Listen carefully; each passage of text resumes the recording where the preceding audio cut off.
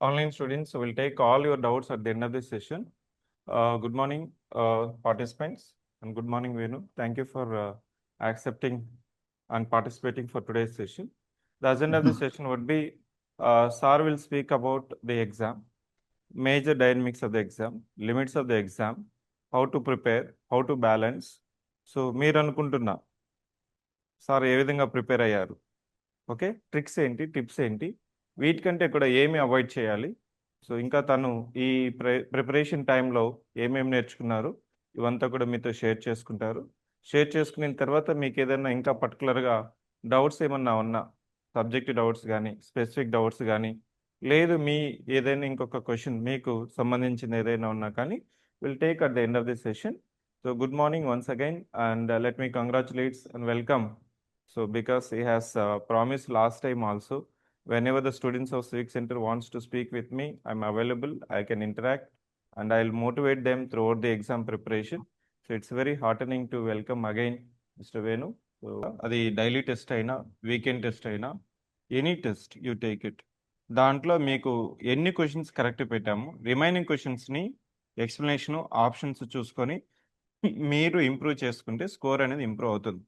So first 30% 20% just ignore the score, కానీ ఆ question pattern సరళి అర్థం చేసుకొని దాంట్లో ఏం మిస్టేక్స్ చేస్తున్నారు, ఎందుకు మీకు మిస్టేక్ అవుతుంది, గుర్తు రావట్లేదా, లేకపోతే కాన్సెప్ట్ కన్ఫ్యూజ్ అయ్యారా, లేకపోతే అక్కడ ఇచ్చిన క్వశ్చనే నీకు తెలియదా. సో ఈ 3 రీజన్సే ఉంటాయి. ఏదర్ కన్ఫ్యూజన్ అయి ఉండాలి, లేదంటే నీకు అక్కడ ఇచ్చిన కాన్సెప్టే నీకు అసలు తెలియకపోవడము, సో నీకు అప్పుడు గుర్తు రాకపోవడం. ఈ 3 ఆస్పెక్ట్స్లో మీకు కానీ క్వశ్చన్ కానీ తెలియకపోతే ఎగ్జామ్ అయిపోయిన తర్వాత మళ్ళీ ఎంతైతే టైము మీరు ఎగ్జామ్కి స్పెండ్ చేస్తుంటారో, 1 అవర్ ఎగ్జామ్ పెట్టారనుకోండి, minimum you have to invest 2 hours time after the exam. లేదు సార్ ఎగ్జామ్ 2 అవర్స్ జరిగింది, you have to invest at least 4 hours time for analysis of the question paper. జనరల్గా స్టూడెంట్ ఏం చేస్తుంటాడంటే, ఎక్కువ score వచ్చింది అనుకోండి paper analysis చేస్తాడు, తక్కువ స్కోర్ వస్తే పేపర్ పక్కన పెట్టేస్తాడు. That's a mind set of the student. అది మీరు చూసారంటే మాత్రం you're out of the preparation studies. పేపర్లో వచ్చే స్కోరు, సెంటర్లో పెట్టే ఎగ్జామ్స్ అనేది మీ యొక్క కాన్సెప్ట్ క్లారిటీ కోసమే, ఫైనల్ ఎగ్జామ్స్ మీకు ఎంత వస్తుంది అనేది కాదు, అది గుర్తుపెట్టుకోండి, ఓకేనా. నెక్స్ట్ ఇంకో question, repeated question students are is asking, sir ఇప్పుడు క్లాసెస్ మేము 5 అవర్స్ వినాలి, మళ్ళీ డైలీ టెస్ట్ ఉంటుంది, వాటిని రివిజన్ చేసుకోవాలి, మళ్ళీ కరెంట్ అఫైర్స్ క్విజ్ ఒక 15 క్వశ్చన్స్ పెడతారు, మళ్ళీ వీకెండ్ టెస్ట్ వస్తుంది, how to balance this stress? Actual గా మనము ఫ్రెషర్స్ కాబట్టి కొంచెం స్టార్టింగ్ లో మీకు ఒక ఎనర్జీ అనేది ఉంటుంది. లైక్ ఎలా అంటే బాడీని యాక్సెప్ట్ చేయకపోవచ్చు, కానీ మీరు చిన్న చిన్నగా ఇంప్రూవ్ చేసుకోవాలి. మనం లైక్ ఎలా అంటే, మేము స్టార్టింగ్ లో నేను ఎక్సర్సైజ్ చేసే జాబ్ లో జాయిన్ అయినప్పుడు ట్రైనింగ్కి వెళ్ళామండి. ట్రైనింగ్కి వెళ్ళిన స్టార్టింగ్ లో ఫస్ట్ రోజు నుంచి మనకి 5 కిలోమీటర్స్, మనకి 3 కిలోమీటర్స్ రన్నింగ్ చేయించారు. జస్ట్ ఒక ఒక 1 కిలోమీటర్ ఆర్ హాఫ్ కిలోమీటర్, అంటే మన బాడీకి అక్లిమటైజేషన్ అయ్యేలాగా, ఒక అడాప్టేషన్ అయ్యేలాగా మనకి అలవాటు చేస్తారు ఒక 20 డేస్ కల్లా. సో మీరు కూడా ఏంటంటే యాజ్ పాసిబుల్ మీరు మైండ్ లో పెట్టుకోండి, మినిమం 10 నుంచి 12 గంటలు మనం ప్రిపరేషన్ చేసుకోవాలి. ఎందుకంటే మీకు క్లాస్ అవర్సే 5 అవర్స్ ఉన్నాయి కాబట్టి రిమైనింగ్ టైం ని ఒక 1 అవర్ మీరు రెస్ట్ తీసుకోవడానికి, ఒక 1 అవర్ ఫుడ్ సంథింగ్ వేరే యాక్టివిటీస్ ఉన్నా కానీ ప్రొడక్టివ్ గా ఎట్లా యూటిలైజ్ చేసుకోవాలనే దాని మీద బేస్ అయి ఉంటుంది. ఏం చదవాలి, ఎంత చదవాలి అనేది ఇక్కడ మెయిన్ ఇష్యూ అన్నమాట. మనం ఎలా టైం కేటాయించుకోవాలి అనేది కూడా చాలా ఉంటది. మీకు ఇష్టమైన సబ్జెక్ట్ ఉందని చెప్పేసి 2 అవర్స్ చదివి, ఇష్టం లేదని మీద 10 మినిట్స్ 20 మినిట్స్ అయితే కుదరదు. మనం ఖచ్చితంగా అన్నిటికీ ఈక్వల్ గా ఇంపార్టెన్స్ ఇవ్వాలి. టైం కూడా మనం మేనేజ్ చేసుకోవాలి. మీరు ఎందుకంటే ఇప్పుడు చదివే స్టేజ్ లో ఉన్నారు కాబట్టి, ఎర్లీ బర్డ్స్ కాబట్టి కొంచెం ఎక్కువ టైం ఇన్వెస్ట్ చేసుకోవాలి. మినిమం 10 నుంచి 12 అవర్స్ పెట్టాల్సిందే. పెడితేనే మీకు చెప్పిన క్లాస్ నోట్స్ అర్థమవుతుంది. దాని తర్వాత ఏదైనా వాళ్ళు ఇచ్చిన స్టడీ మెటీరియల్ చూసుకోవడానికి మీకు ఒక అండర్స్టాండింగ్ ఉంటుంది. What ever it is, quiz కానీ ఎగ్జామ్స్ కానీ. మళ్ళీ దాంతోపాటు మీరు డైలీ చదువుకోవాల్సింది ఏంటంటే, కొంచెం కుదిరితే న్యూస్ పేపర్, అది కూడా చాలా చాలా ఇంపార్టెంట్. మీ డైలీ పార్ట్ లో చేసుకొని మనం చేసుకోవాల్సింది ఏంటంటే మినిమం పెట్టాల్సింది 10 నుంచి 12 అవర్స్. కానీ ఒకే రోజులో రాదు, చిన్న చిన్నగా మీరు డిసిప్లిన్ అనేది గ్రాడ్యుయేట్ గా మీకు అలవాటు అవుతుంది. ఎస్, డిసిప్లిన్ అన్నారు. సో డిసిప్లిన్ మాట్లాడడానికి ఈజీగా ఉంటుందంటే, what was your discipline, what was the driving factor? Sir actual గా నేను బేసికల్ గానే కొంచెం హ్యుమానిటీస్ అంటే ఇంట్రెస్ట్ సార్. నాకు హ్యుమానిటీ సబ్జెక్ట్స్ లైక్ మనకు సోషల్ సైన్సెస్ కానీ వాట్ ఎవర్ ఇట్ ఇస్, ఈ సబ్జెక్ట్స్ అనేది కొంచెం ఇంట్రెస్ట్. నేనేంటంటే మనం ఒకటి నమ్ముతాను, మనం ఏదైతే పని చేస్తామో ఆ పని మనకి బాగా ఇంట్రెస్ట్ గా ఉంటే దాన్ని చాలా మనం ఎఫర్ట్లెస్ గా పెడతాం. అది నీకు టైం అర్థం కాదు. అది లైక్ మీకు స్టీవ్ జాబ్స్ మీరు చూసే ఉంటారు. అతని చేతికి కనీసం వాచ్ కూడా ఉండదంట. లైక్ ఎలా, ఎందుకంటే అతను ఒకసారి పనిలో దిగాడంటే పని రాక్షసులా పని చేసుకుంటా పోతాడు. ఎందుకంటే హీఈస్ లవింగ్ ద వర్క్. అతను ఆ వర్క్ ని చాలా ప్రేమిస్తా పని చేస్తున్నాడు. సో అందువల్ల అతనికి టైం అనేది ఒక ఇష్యూ కాదు. మీరు కూడా ఏదో మిగతా వాళ్ళు ర్యాంక్స్ కొట్టేశారు, లేకపోతే యూట్యూబ్ లో చెప్పారు, లేకపోతే ప్రమోషన్స్ వాళ్ళు వచ్చారని అని అనుకుంటే మనం ఏం చేయలేము. మీ డ్రైవింగ్ ఫ్యాక్టర్ ఎలా ఉండాలంటే, మీకు ఎందుకు వచ్చారనేది ఒకటి ఉండాలి. ఇంట్రెస్ట్ థింక్ సబ్జెక్ట్ మీద ఇంట్రెస్ట్ ఖచ్చితంగా ఉండాలి. అది లేకపోతే అవ్వదు. లేదు, బయట హోదా, లేకపోతే వాట్ ఎవర్ ఇట్ ఈస్, మన జాబ్ సెక్యూరిటీ పర్పస్, వీటన్నిటిని చూసుకొని మనం వస్తాం. మేము we're come from lower background, like lower middle income group నుంచి వచ్చాము. సో మాకున్న ఆపర్చునిటీస్ ఏంటంటే ఖచ్చితంగా మేము ప్రూవ్ చేసుకోవాలి విత్ ఇన్ 1 or 2 years లో. లేకపోతే మా డ్రైవింగ్ ఫ్యాక్టర్ మా ఫ్యామిలీ చెప్పాలంటే మెయిన్ గా. ఎందుకంటే మనకి సొసైటీలో గౌరవం అనేది ఎక్కడి నుంచి వస్తుంది? సంథింగ్ నువ్వు ఇచ్చి ఏదో ఒకటి చేస్తేనే వస్తుంది. లేకపోతే నీకు ఎవరు అంత పట్టించుకోరు. సో మనం ఇవన్నీ మనకంటూ ఒక ఎస్టాబ్లిష్డ్ ఉండాలి సొసైటీలో. మనం కూడా సంథింగ్ ఏదో ఒకటి చేయాలి. అదేంటి, నువ్వు ఎంచుకున్న ఫీల్డే అది. చిన్న తమాషాగా మనం చేయకూడదు అనమాట. ఇప్పుడు ఇక్కడికి వచ్చాము, 6 నెలలు చూద్దాం వెళ్ళిపోదాం అనుకుంటే అది కుదరదు. 1 or 2 years మన ఎఫర్ట్ ఖచ్చితంగా పెట్టాలి. ఈ డ్రైవింగ్ ఫ్యాక్టర్ లో మనకి ఏంటంటే ఆ సబ్జెక్ట్ ని మీరు లవ్ చేయాలి. లైక్ ఎలా అంటే మనం దాన్ని ఇంట్రెస్ట్ గా చూపించాలి. నేనైతే అసలు ఒక టైం పీరియడ్ అనేది చూసుకునేవాడిని కాదు. లైక్ ప్రిపరేషన్ చేస్తా వెళ్ళిపోయేవాడిని. లైక్ ఎలా అంటే ఆ టైంతో మనకు పని ఏముంది, నిద్ర వస్తే పడుకునేవాడిని, లేకపోతే చదువుకునేవాడిని. కానీ ఎక్కువగా యాక్టివిటీస్ ని మనం పక్కన పెట్టేసుకొని ఒకటే పనిలో ఉండేవాళ్ళం. ఇంకా అది ఎలా అంటే ఒక మోనోటానమీ వచ్చేసింది మా లైఫ్ లో. ఇంకా మనకు లేస్తే చదువుకోవటము, లేదా డిస్ట్రాక్షన్స్ అంటే కొంచెం పడుకొని మళ్ళీ చదువుకోవటం, అంతవరకే. ఇదే మనకి మెయిన్ ఫ్యాక్టర్. మనకి మోటివ్ ఏం చేస్తుందంటే, ఒకసారి మీ ఫ్యామిలీని మీరు గుర్తు చేసుకుంటే మీకు అన్ని బ్యాక్గ్రౌండ్ లో వచ్చేస్తాయి అనమాట. అంటే who come from the poor background, what ever it is. Plus ఇంకోటి ఏంటంటే, ఇక్కడికి వచ్చాక మనం డైవర్స్ ఫీల్డ్ లో మనం వర్క్ చేయడానికి అవకాశం ఉంటుంది. సో మన సొసైటీలో కూడా కొంచెం గుర్తింపు ఉంటుంది అనేది కూడా ఒక one of the main factor అనమాట. సో నేనైతే మాత్రం ఏం చేసేవాడిని అంటే, స్టార్టింగ్ స్టేజ్ లో ఒక ఫౌండేషన్ వేసుకొని నేను ఇక్కడ వచ్చాను. 2018లో వచ్చిన తర్వాత కూడా 10 hours 12 hours కూర్చొని చదువుకునేవాడిని. ఎందుకంటే మనకి ఒక్కసారి నోటిఫికేషన్ పోతే మళ్ళీ రాదండి. మేము చెప్పాం కదా, 2018లో మెయిన్ ఇది కూడా one of the main motive అనమాట. 2019లో మేము ఎగ్జామ్ రాసినప్పుడు ఆగస్టులో రాసాం మెయిన్స్ ఎగ్జామ్. మళ్ళీ 2025 ఫిబ్రవరి 23 రాసాం ఎగ్జామ్. అంటే మాకు ఆల్మోస్ట్ 6 years టైం పీరియడ్ పట్టింది. అలా ఎగ్జామ్ ఉంటుందో పోతుందో తెలియదు. మళ్ళీ జరిగితే మళ్ళీ ఎక్స్ట్రా చదువుకోవాలి, చాలా పెద్ద ఎఫర్ట్ అని చెప్పేసి మేమేం చేసామంటే, ఎట్టి పరిస్థితుల్లో డూ ఆర్ డే అన్నట్టుగా చదివాము. మనకున్న నోటిఫికేషన్ మాత్రమే మనం చూసుకోవాలి. నెక్స్ట్ ఇంకోటి వస్తుంది కదా అని మనం లాగింగ్ గా ఉండకూడదు. ఇప్పుడు ఉన్న పరిస్థితుల్లో మనం వచ్చాము, ఎఫర్ట్ పెడుతున్నాము, గట్టిగా పెట్టాలి, మనం బయటపడాలి, అంతే. అదే మనకు మెయిన్ మోటివ్ ఫ్యాక్టర్ అనమాట. నోటిఫికేషన్స్ ప్రతిసారి రావు ఏపీఎస్ నుంచి. దయచేసి ఈసారి గోల్డెన్ ఆపర్చునిటీ ఉంది, అందరూ ఉపయోగించుకోండి. ఎవరైతే ఎన్రోల్ అయ్యారో మీరు మీ ప్రాసెస్ నమ్మి ముందుకెళ్ళండి. ఇంకొక మోటివేటింగ్ ఫ్యాక్టర్ ఏంటంటే, ఒకసారి మీరు ఆ గ్రూప్ 2 సర్వీస్ ఏదైతే సర్వీస్ అనుకుంటున్నారో, ఆ సర్వీస్ ఇచ్చే అథారిటీ రెస్పాన్సిబిలిటీ వేణు సార్ మాటల్లోనే ఆల్రెడీ 1 month అయింది కదా మీరు జాబ్లో రిపోర్ట్ చేసి. 1.5 month అవుతుంది sir. Can you please share how your routine in the job? Sir యాక్చువల్గా ప్రజెంట్ మేము ట్రైనింగ్ లో ఉన్నాం సార్, సబ్ రిజిస్టార్ గా. మనకి మా వచ్చి కూడా మెయిన్ గా డాక్యుమెంట్ రిజిస్ట్రేషన్స్ అవి జరుగుతుంటాయి సార్. మా ఫీల్డ్ లో వచ్చేసి మార్నింగ్ మేము 9:30 10 o'clock వెళ్తాం సార్. 5కి జాబ్ కంప్లీట్ అవుతుంది సార్. 5 or 5:30కి. సో ఈ ప్రాసెస్ లో మీరు ఏంటంటే డిఫరెంట్ టైప్స్ ఆఫ్ పీపుల్ని ఎక్స్పీరియన్స్ చేస్తారు. డిఫరెంట్ కాంటాక్ట్స్ అనేది వస్తాయి. మీరు అసలు ఏం చేయాలనుకుంటారు, ఏం జరుగుతుందో తెలుస్తుంది. సొసైటీ మీద ఒక అవగాహన వస్తుంది. మేమైతే రిమైనింగ్ పీరియడ్ లో మళ్ళీ ప్రిపరేషన్ కి ఉపయోగించుకోవడం. మనం 7కి లేస్తాం, 7కి 6:30 లేసి ఒక 2 hours ప్రిపరేషన్. మళ్ళీ ఈవినింగ్ టైం దొరికిన తర్వాత 2-3 hours మనం చదువుకోవడానికి వేరే ఎగ్జామ్స్ కోసం, ఇలా. కానీ ఒక స్ట్రెస్ అనేది మీకు కొంచెం రిలీఫ్ ఉంటుందండి వేరే ఎగ్జామ్స్ తో పోల్చి. ఇక్కడ ఏంటంటే డిఫరెంట్ టైప్ ఆఫ్ పీపుల్ మీరు ఎన్కౌంటర్ చేస్తారు. రెండోది వచ్చేసి ఆ ఒక జాబ్ సెక్యూరిటీ అనేది మీకు ఉంటది. మన జాబ్ ఎక్కడికి పోదు, మనం ఇబ్బంది లేదు. మళ్ళీ ఒక 6 months చదువుకోవాలన్నా మనం చదువుకోవడానికి లీవ్ పెడితే ఇచ్చే అవకాశం ఉంటుంది. ఇలా డిఫరెంట్ టైప్ ఆఫ్ ఆప్షన్స్ ఉంటాయి. ఒకటనే కాదు, మీరు సాఫ్ట్వేర్కి వెళ్తారు, వెళ్ళినాక 6 months మీరు లీవ్ పెడితే మరి వాడు మీ పొజిషన్ మీకు గ్యారంటీ ఇవ్వగలరా, చెప్పగలరా? అదే మన జాబ్ లో అయితే మనం లీవ్ పెట్టుకుని మళ్ళీ మనం జాయిన్ అవ్వచ్చు. అంటే ఇక్కడ డిఫరెంట్ టైప్ ఆఫ్ ఫ్లెక్సిబిలిటీస్ మీకు ఉంటాయి. ప్లస్ డిఫరెంట్ పీపుల్తో మీరు ఇంటరాక్ట్ అవ్వచ్చు. మీ ఏరియాలో కానీ ఏదైనా మీరు ఇంకా హెల్ప్ చేయాలనుకుంటే, సపోజ్ డీటీని తీసుకోండి. డీటీలో డిఫరెంట్ టైప్ ఆఫ్ డాక్యుమెంట్స్ వస్తాయి. మీరు ఎగ్జామ్కి అప్లై ఎప్పుడు ఈడబ్ల్యూఎస్ అప్లై చేస్తారు, బ్యాక్వర్డ్ కమ్యూనిటీ సంబంధించిన బీసీ సర్టిఫికేట్, క్రిమిలియర్ అప్లై చేస్తారు, ఎస్సీ ఎస్టీ సర్టిఫికేట్ అప్లై చేస్తారు, రెసిడెన్స్ సర్టిఫికేట్ అప్లై చేస్తారు. వీటన్నిటికి కూడా ఇవ్వాల్సిన అథారిటీ ఎంఆర్ఓనే. సో వీటి ఏదైనా అది కానీ సపోజ్ మా దగ్గరికి వస్తారు, ప్రీషియస్ ప్రాపర్టీని తెచ్చుకొని వాళ్ళు రిజిస్ట్రేషన్ ₹1,00,00,000 ప్రాపర్టీ కొనుక్కుంటారు.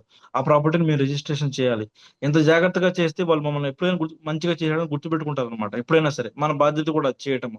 అలా ఏదన్నా మనకు తీరని సాటిస్ఫాక్షన్ అనేది ఖచ్చితంగా గవర్నమెంట్ జాబ్ లో మీకు ఉంటుందండి. అదొకటి, జాబ్ సెక్యూరిటీ ఉంటుంది. ఈ రెండింటిని కన్సిడరేషన్ చేసుకొని ప్లస్ కొంచెం ఒత్తిడి కూడా తక్కువ ఉంటుంది. వేరే ఈ కాంపిటేటివ్ వరల్డ్ లో మిగతా వాటితో పోలిస్తే కూడా కొంచెం హెల్దీగా మనం ఉండటానికి ఒక టైప్ ఆఫ్ ఫ్లెక్సిబిలిటీ కూడా ఈ జాబ్ మీకు ప్రొవైడ్ చేస్తుంది. దయచేసి ఇప్పుడంతా కూడా మీరు చూస్తున్నారు బయట అసలు ఎలా ఉందంటే మార్కెట్ ఎప్పుడు ఎవరిని తీసేస్తాడో తెలియట్లేదు.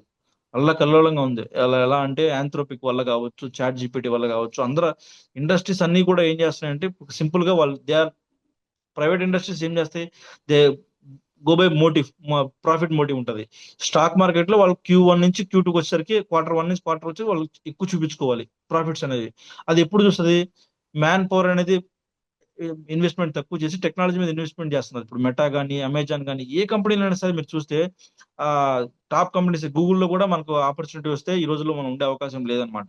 లే ఆఫ్స్ అనేది విపరీతంగా ఉన్నవి. ఎందుకంటే మెషినరీ మీద ఎక్కువ పెడితే ఎఫిషియన్సీ ఎక్కువ ఉంటుంది అని చెప్పేసి రొటీన్ వర్క్ చేసే వాళ్ళందరినీ తీసేస్తున్నారు. ఓన్లీ క్వాలిటీ పీపుల్ మాత్రమే ఉంటారు. చాలా వాటికి మీ రిమైనింగ్ రొటీన్ వర్క్స్ అంతా కూడా వెళ్ళిపోతారు అనమాట. సో ఇవన్నిటి మనం ఫ్యాక్టర్స్ మనసులో పెట్టుకొని 2020 తర్వాత 2025 లోనే 26 లోనే సాఫ్ట్వేర్ లో ఐటీ ఇండస్ట్రీస్ లో ఉన్న షేర్ మార్కెట్ వాల్యూ తగ్గింది ఆఫ్టర్ 5 years తర్వాత. సో మీరు అర్థం చేసుకోండి ఎలా ఉందో బయట పరిస్థితి. సో ఉన్న అవకాశాన్ని చిన్న జాబ్ అయినా సరే ఎంత బాగా యూటిలైజ్ చేసుకున్నామో హ్యాపీగా నేను హైదరాబాద్ వచ్చానండి. నేను చెప్పకూడదు, నేను చదువుకుంది హైదరాబాద్ లోనే. ఇంకో ఫ్యాక్టర్ కూడా ఉంది చెప్పాలంటే, హైదరాబాద్ లో నేను 10 years ఉన్నాను. నేను వీఎన్ఆర్ విజ్ఞానలోనే బీటెక్ కంప్లీట్ చేశాను హైదరాబాద్ లో. కానీ అసలు ఇప్పుడు హైదరాబాద్ వస్తే ఎలా ఉందంటే ఒక ఒక 2 tier విలేజ్ నుంచి లేకపోతే టౌన్ నుంచి మనం సరిగా pollution, water, what ever it is చాలా యాక్టివిటీస్ చూస్తే మనం ఒక ప్రశాంతమైన ఏరియాలో ఉద్యోగం చేసుకుంటా మంచి నేచర్ ఎంజాయ్ చేస్తా ఎంత బాగా ఉండొచ్చు అనుకుంటున్నారు ఒక 2 tier టౌన్ లో అనేది.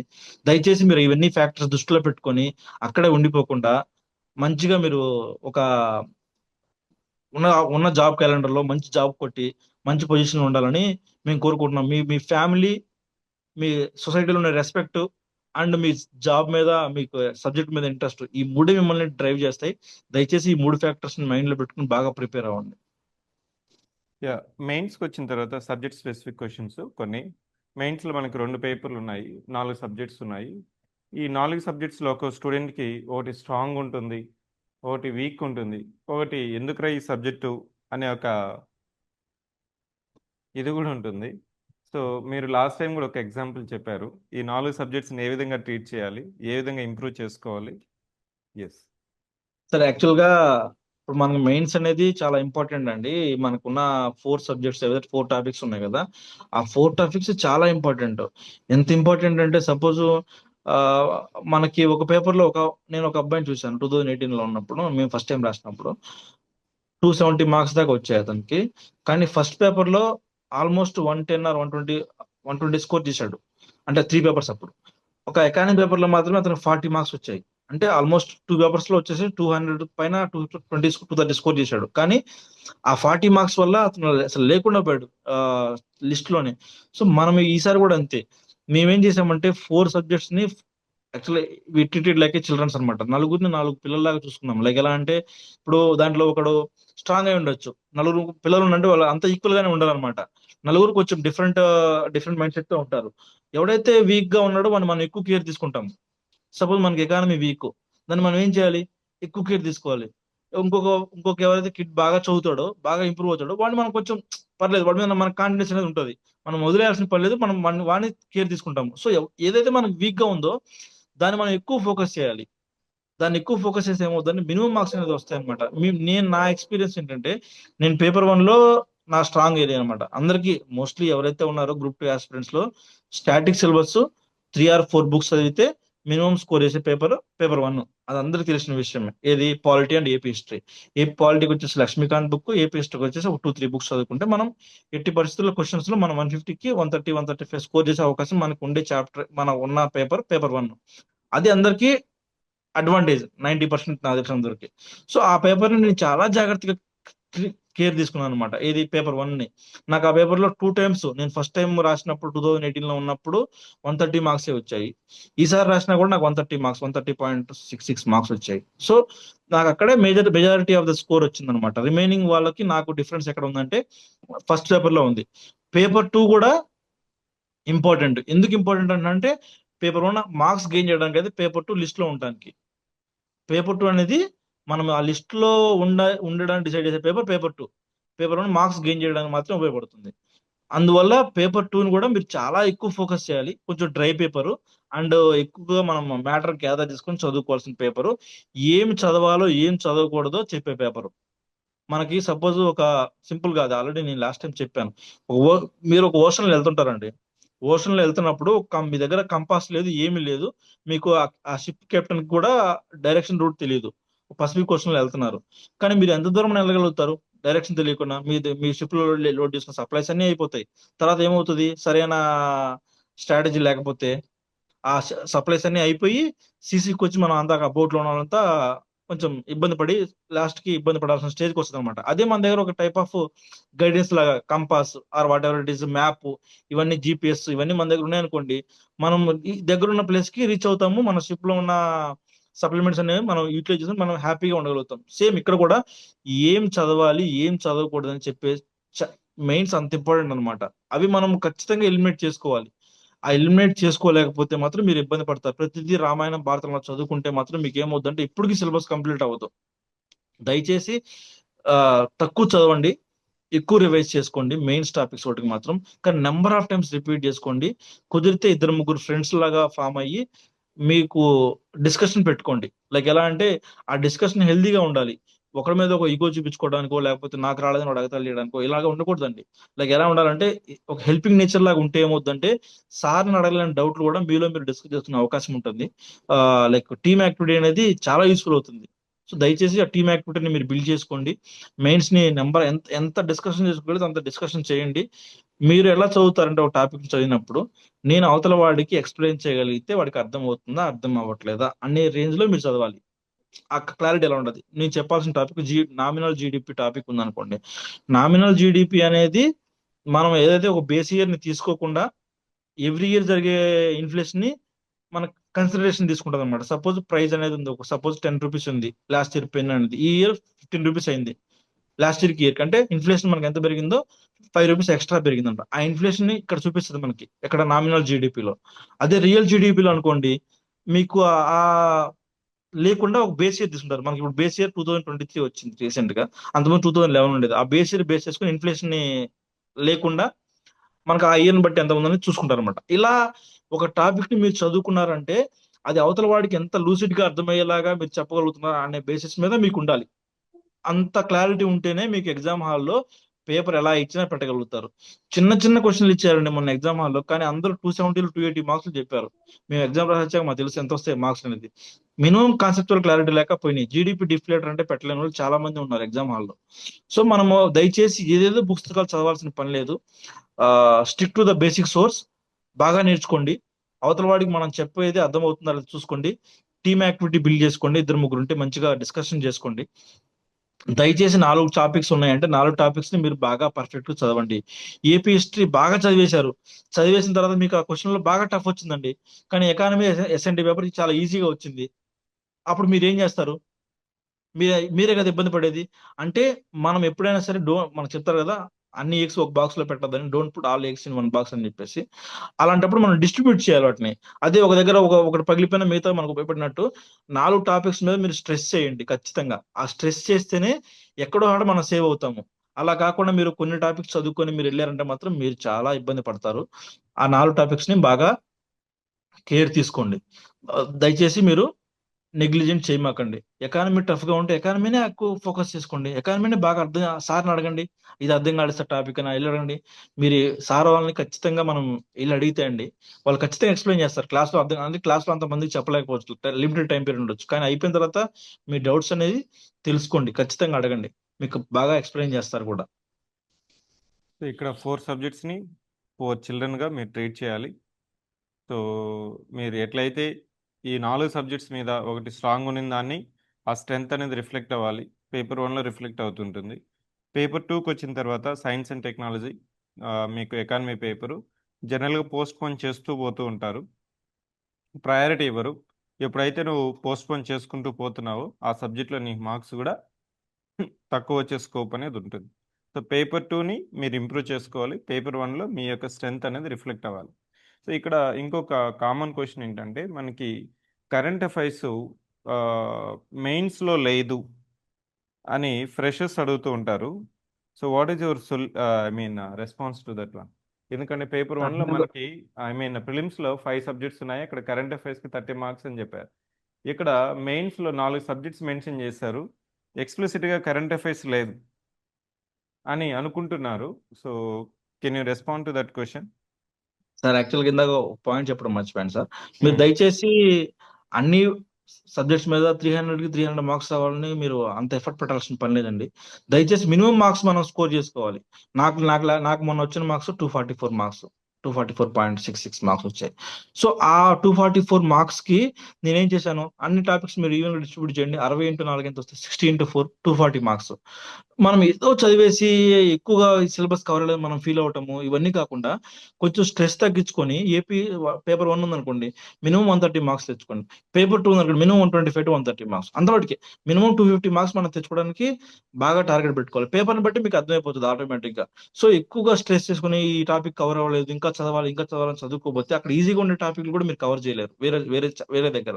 సో మనం టైంని జాగ్రత్తగా అన్నిటికీ 4 టాపిక్స్ కి యూటిలైజ్ చేసుకోవాలి. అలా ఇస్తేనే మీకు కవర్ అవుతుంది. ఇంకోటి, కరెంట్ అఫైర్స్ అయితే హార్ట్ ఆఫ్ ది ఎగ్జామ్ అండి. ఏ ఎగ్జామ్ కైనా సరే, group 1 or group 2 or UPSC, current affairs నువ్వు ఎంత బాగా యూటిలైజ్ చేసుకుంటావు అనేది మీద బేస్ అయి ఉంటుంది. నీకు సింపుల్ ఎగ్జాంపుల్ చెప్తాను మీకు. ఇప్పుడు ఎగ్జామ్ సపోజ్ జిఎం క్రాప్స్ అనే ఎగ్జామ్ ఉంది మనకు ఎస్ఎన్టీలో. ఆ జిఎం క్రాప్స్ గురించి మెన్షన్ చేసినప్పుడు జిఎం క్రాప్స్ గురించి చదువుతావు, కానీ ఇప్పుడు ఆల్రెడీ న్యూస్ లో ఉంది DMH11 ఒక వెరైటీ ఉంది, మస్టర్డ్ వెరైటీ. అది Delhi university or something Punjab university వాళ్ళు డెవలప్ చేశారనమాట. ఆ జిఎం క్రాప్ గురించి చదివినప్పుడు వాళ్ళకి ఎగ్జామ్ హాల్లో అడుగుతాడు, జిఎం క్రాప్స్ ని ఎందుకు ఇండియాలో ప్రమోట్ చేయలేకపోతున్నారు? అదే జెనెటికల్లీ మనకి అప్రైజల్ కమిటీ అని ఉంటుంది, జెనెటికల్ ఎన్వైరన్మెంటల్ అప్రైజల్ కమిటీ అని ఉంటుంది అనమాట. ఆ కమిటీ GCA అని ఎక్కడి నుంచి వస్తుంది, లేకపోతే ఇది దేని కింద పవర్ ని వీల్ చేస్తుంది, ఏ యాక్ట్ కింద ఉంటది, ఇవన్నీ కూడా జిఎం క్రాప్స్ నుంచే వస్తాయి కదా. ఒక టాపిక్ అనేది మనకి కనపడినప్పుడు ఆ టాపిక్ కింద బ్యాక్గ్రౌండ్ కూడా మనం చదువుకోవాలండి. ఎస్, అసలు నేనైతే చేసినంత కూడా చాలా వాటికి పేపర్ 2కి వచ్చేసి కరెంట్ అఫైర్స్ బేస్డ్ ఎగ్జామ్ నేను ప్రిపేర్ అయ్యాను. ఎందుకంటే ఎంత చదువుతావు, 1950 నుంచి ఉంది అగ్రికల్చర్ సెక్టర్ మన ఇండియాలో. అంటే మన దగ్గర తీసుకుంటే ఇప్పుడు దాకా జరిగే ఇనిషియేటివ్ అన్నిటి చదవాలంటే నువ్వు ఎప్పుడు గుర్తుపెట్టుకోలేవు. ఎగ్జామినర్ కావాల్సింది కూడా జస్ట్ ట్రెండ్స్ కావాలి. ఇప్పుడు గ్రీన్ రెవల్యూషన్ గురించి మెన్షన్ చేస్తే గ్రీన్ రెవల్యూషన్ అప్పుడు ఏం జరిగిందనే తెలియాలి, ఇప్పుడు పరిస్థితి ఎలా ఉందని తెలియాలి, ఇప్పుడు ఏమేమి ఇనిషియేటివ్ తీసుకొచ్చారు, ఇప్పుడున్న ఇష్యూస్ ఏంటి అగ్రికల్చర్ సెక్టర్ లో అనేది మీకు ఎలా తెలుస్తుంది అంటే because of based on current affairs మాత్రమే తెలుస్తుంది. డైనమిక్ టాపిక్ ని ఎప్పుడైనా సరే ఇంటర్లింక్ చేసుకోవాలి స్టాటిక్ పార్ట్ తో.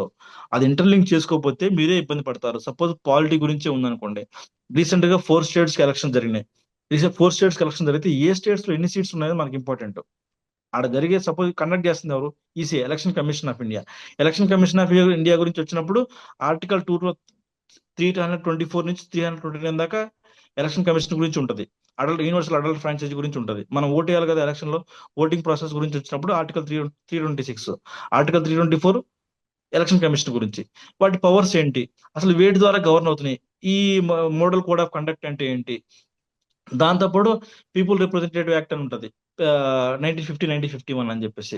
ఈ ఈ యాక్ట్స్ గురించి మనం తెలియాలి. వీటి మీద ఎలక్షన్ అనేది గవర్న్ అవుతుంది. కాన్స్టిట్యూషనల్ గా బేసిస్ ఏమో ఆర్టికల్ 324 నుంచి 329 ఉంటే రిమైనింగ్ బ్యాక్ సైడ్ ఉన్నవి ఏంటి, model code of conduct and remaining rules అనేవి ఏదైతే ఉన్నాయో అది పీపుల్ రిప్రజెంటేషన్ యాక్ట్ లో ఉంటాయి. దీంతో పాటు మనకు చూడండి మన పార్లమెంట్ లో మామూలుగా అసెంబ్లీలో సీట్లు మెన్షన్ చేస్తాడు. బీహార్ మన ఎలక్షన్స్ ఎక్కడ జరిగాయి, తమిళనాడు అండ్ రిమైనింగ్ స్టేట్స్ లో జరిగాయి, అస్సాంలో జరిగితే ఎన్ని సీట్స్ ఉన్నాయి, ఇక్కడ కేరళలో జరిగాయి 140 సీట్స్ ఉన్నాయి కేరళలో, తమిళనాడు 234 సీట్స్ ఉన్నాయి, వెస్ట్ బెంగాల్లో 294 ఉన్నాయి. ఇది మనకి ఎగ్జామ్ హాల్లో మనం పాయింట్ వైజ్ ఇస్తాడు కదా, మన పార్లమెంటరీ స్టేట్ లో దాని లిస్ట్ లో ఇస్తాడు ఏ సీట్స్ ఎక్కడ ఉన్నాయి, మ్యాచింగ్ కింద అడుగుతాడు. తమిళనాడుకి బీహార్ డిఫరెన్స్ ఉంది, బీహార్ ఏమో 243, తమిళనాడు ఏమో 234, కావాలని ఇస్తాడు అనమాట.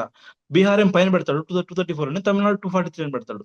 సింపుల్ గా మనకి మ్యాచింగ్ చాయిస్ అడుగుతాడు, తప్పవుతుంది అంటే which are the following are given correct అని అడుగుతాడు, అక్కడ మనకు పోతుంది అనమాట. సో ఇక్కడ ఏదైతే ఒక టాపిక్ తీసుకున్నామో ఆ టాపిక్ ని ఖచ్చితంగా మీరు అది ఎప్పుడైతే అర్థం చేసుకుంటారంటే సిలబస్ ని బాగా అనలైజ్ చేసినప్పుడు మీకు ఇచ్చిన టాపిక్ ని ఇంటర్లింక్ చేసుకోవాలి. సపోజ్ నేను పాలిటీ ఇప్పుడు చదివేసినాక 2-3 డేస్ చదవలేదని అనుకోవద్దు. కరెంట్ అఫైర్స్ గురించి వచ్చినప్పుడు ఈ రోజు గవర్నర్ గురించి వచ్చింది, రేపు ప్రెసిడెంట్ గురించి రావచ్చు, లేకపోతే రేపు ఆఫీస్ ఆఫ్ ప్రాఫిట్ గురించి రావచ్చు. ఈ టాపిక్స్ గురించి వచ్చినప్పుడు ఏవైతే ఉన్నాయో ఆ టాపిక్స్ ని, అంటే పాలిటీ అనేది ఏముంటుంది సార్ ఓన్లీ ఇదే కదా అనుకుంటారు. నేను పాలిటీ గురించి ఎందుకు స్పెసిఫిక్ గా చెప్తున్నానంటే పాలిటీలో మనం ఎట్లా చదువుకోవాలి. మనం రీసెంట్ గా ఒక 7 ఆప్ ఎమ్మెల్యే ఎంపీస్ వాళ్ళు వేరే పార్టీలోకి మెర్జ్ అయ్యారు. Anti defection law anti defection law ఎట్లా ఇంట్రొడ్యూస్ చేశారు 1985 లో రాజీవ్ గాంధీ గవర్నమెంట్ లో, 52nd amendment act, 91st constitution amendment act, merger అంటే ఏంటి, ఇవన్నీ ఎక్కడి నుంచి వస్తాయి, పుస్తకంలో ఉంటాయి. కానీ నువ్వు ఎప్పుడు చదువుతావు, బుక్ లో చదివేసి పక్కన పడేస్తావు. దాని తర్వాత డైలీ నేనైతే చేశానండి, నేను నిజంగా చెప్తున్నాను కదా, ఎస్ఎన్టీకి చదివింది 10% నేను. ఇది రియల్ స్టాటిక్ పోస్ట్, ఎందుకంటే ఎక్కడ పుస్తకాల్లో సరిగా దొరకట్లేదు మనకి, ఎందుకంటే ఆ మెటీరియల్. నేను ఓన్లీ ఏం చేశానంటే డైలీ వచ్చి కరెంట్ అఫైర్స్ తీసుకోవటము, వాటిని మనం అనలైజ్ చేసుకోవటము. సపోజ్ ఎక్కడైనా ఆయిల్ స్పిల్ జరిగితే మనం చేయాల్సిన ప్రాసెస్ ఏంటి, బయో రెమిడియేషన్ టెక్నిక్ అనేది స్టాటిక్ లో ఉంటుంది. లేకపోతే మనం రోజు చూస్తున్నాం solid waste management clarity mention చేయడం, మున్సిపల్ డంపింగ్ యార్డ్స్ ఉన్నాయి మనకి ఇక్కడ. గాజీపూర్ లో ఎప్పుడు కూడా, ఢిల్లీలో ఉన్న ప్లేస్ లో ఎప్పుడు ఫైర్ వచ్చి, లేకపోతే వేరే పర్పస్ మీద కానీ, లేకపోతే పొల్యూషన్ ఆఫ్ ది రివర్స్ వల్ల మన సాలిడ్ వేస్ట్ అంతా ప్లాస్టిక్ కానీ ఆర్గానిక్ వేస్ట్ కానీ వేస్తున్నాము. నమామి గంగే ప్రోగ్రాము, ఇవన్నీ ఏంటి పొల్యూషన్ గురించే, సాలిడ్ వేస్ట్ మేనేజ్మెంట్ గురించి అండ్ లిక్విడ్ వేస్ట్ మేనేజ్మెంట్ గురించి. అంటే మనము సిలబస్ ని చూసే విధానము మనకు అర్థం అవుతుంది, ఎలా చూస్తున్నాము, హౌ యూఆర్ వ్యూయింగ్ ద అని, మన చుట్టుపక్కల ఉన్న వాటితో బేసిస్ చేసుకుని ఎగ్జామ్ ఉంటది. అంతే తప్పించి చదివేసి పక్కన పడేస్తానంటే కుదరదు. ఖచ్చితంగా నేనైతే ఏం చేశానంటే డైనమిక్ పార్ట్ ని స్టాటిక్ పార్ట్ తో ఇంటర్లింక్ చేసుకున్నాను. ఖచ్చితంగా ఎగ్జామ్ హాల్లో వేగ్ గా లేకుండా బయో రెమిడియేషన్ టెక్నిక్ ఇచ్చాడు. బయో రెమిడియేషన్ అంటే ఏంటి, టైప్స్ ఆఫ్ టెక్నిక్స్ ఉన్నాయి, అవి ఖచ్చితంగా నోట్స్ రాసుకున్నాను, ఫాలో అయ్యాను. ఏదైతే కొంచెం వేగ్ గా ఉన్నాయో అందరికీ వేగ్ గా, నాకే కాదు కదా, నేనేం చేశానంటే డైనమిక్ పార్ట్ ని స్టాటిక్ పార్ట్ తో ఇంటర్లింక్ చేసుకొని బాగా ప్రిపేర్ అయ్యాను అనమాట. నేను అదే చేశాను. ఏదైతే టాపిక్స్ వాడి కూడా ఎగ్జామ్లకి ఏం కావాలి, పాత రోజుల్లో ఏం జరిగిందో వాడికి అవసరం లేదు. ప్రజెంట్ ట్రెండ్ సెట్ ఏంటి, పేపర్ డైనమిక్ గా ఉంది, డైనమిక్ పార్ట్ క్వశ్చన్స్ నుంచి ఎక్కడి నుంచి వస్తాయంటే స్టాటిక్ పార్ట్ ఇంటర్లింక్ చేయడం వల్లే వస్తున్నాయి.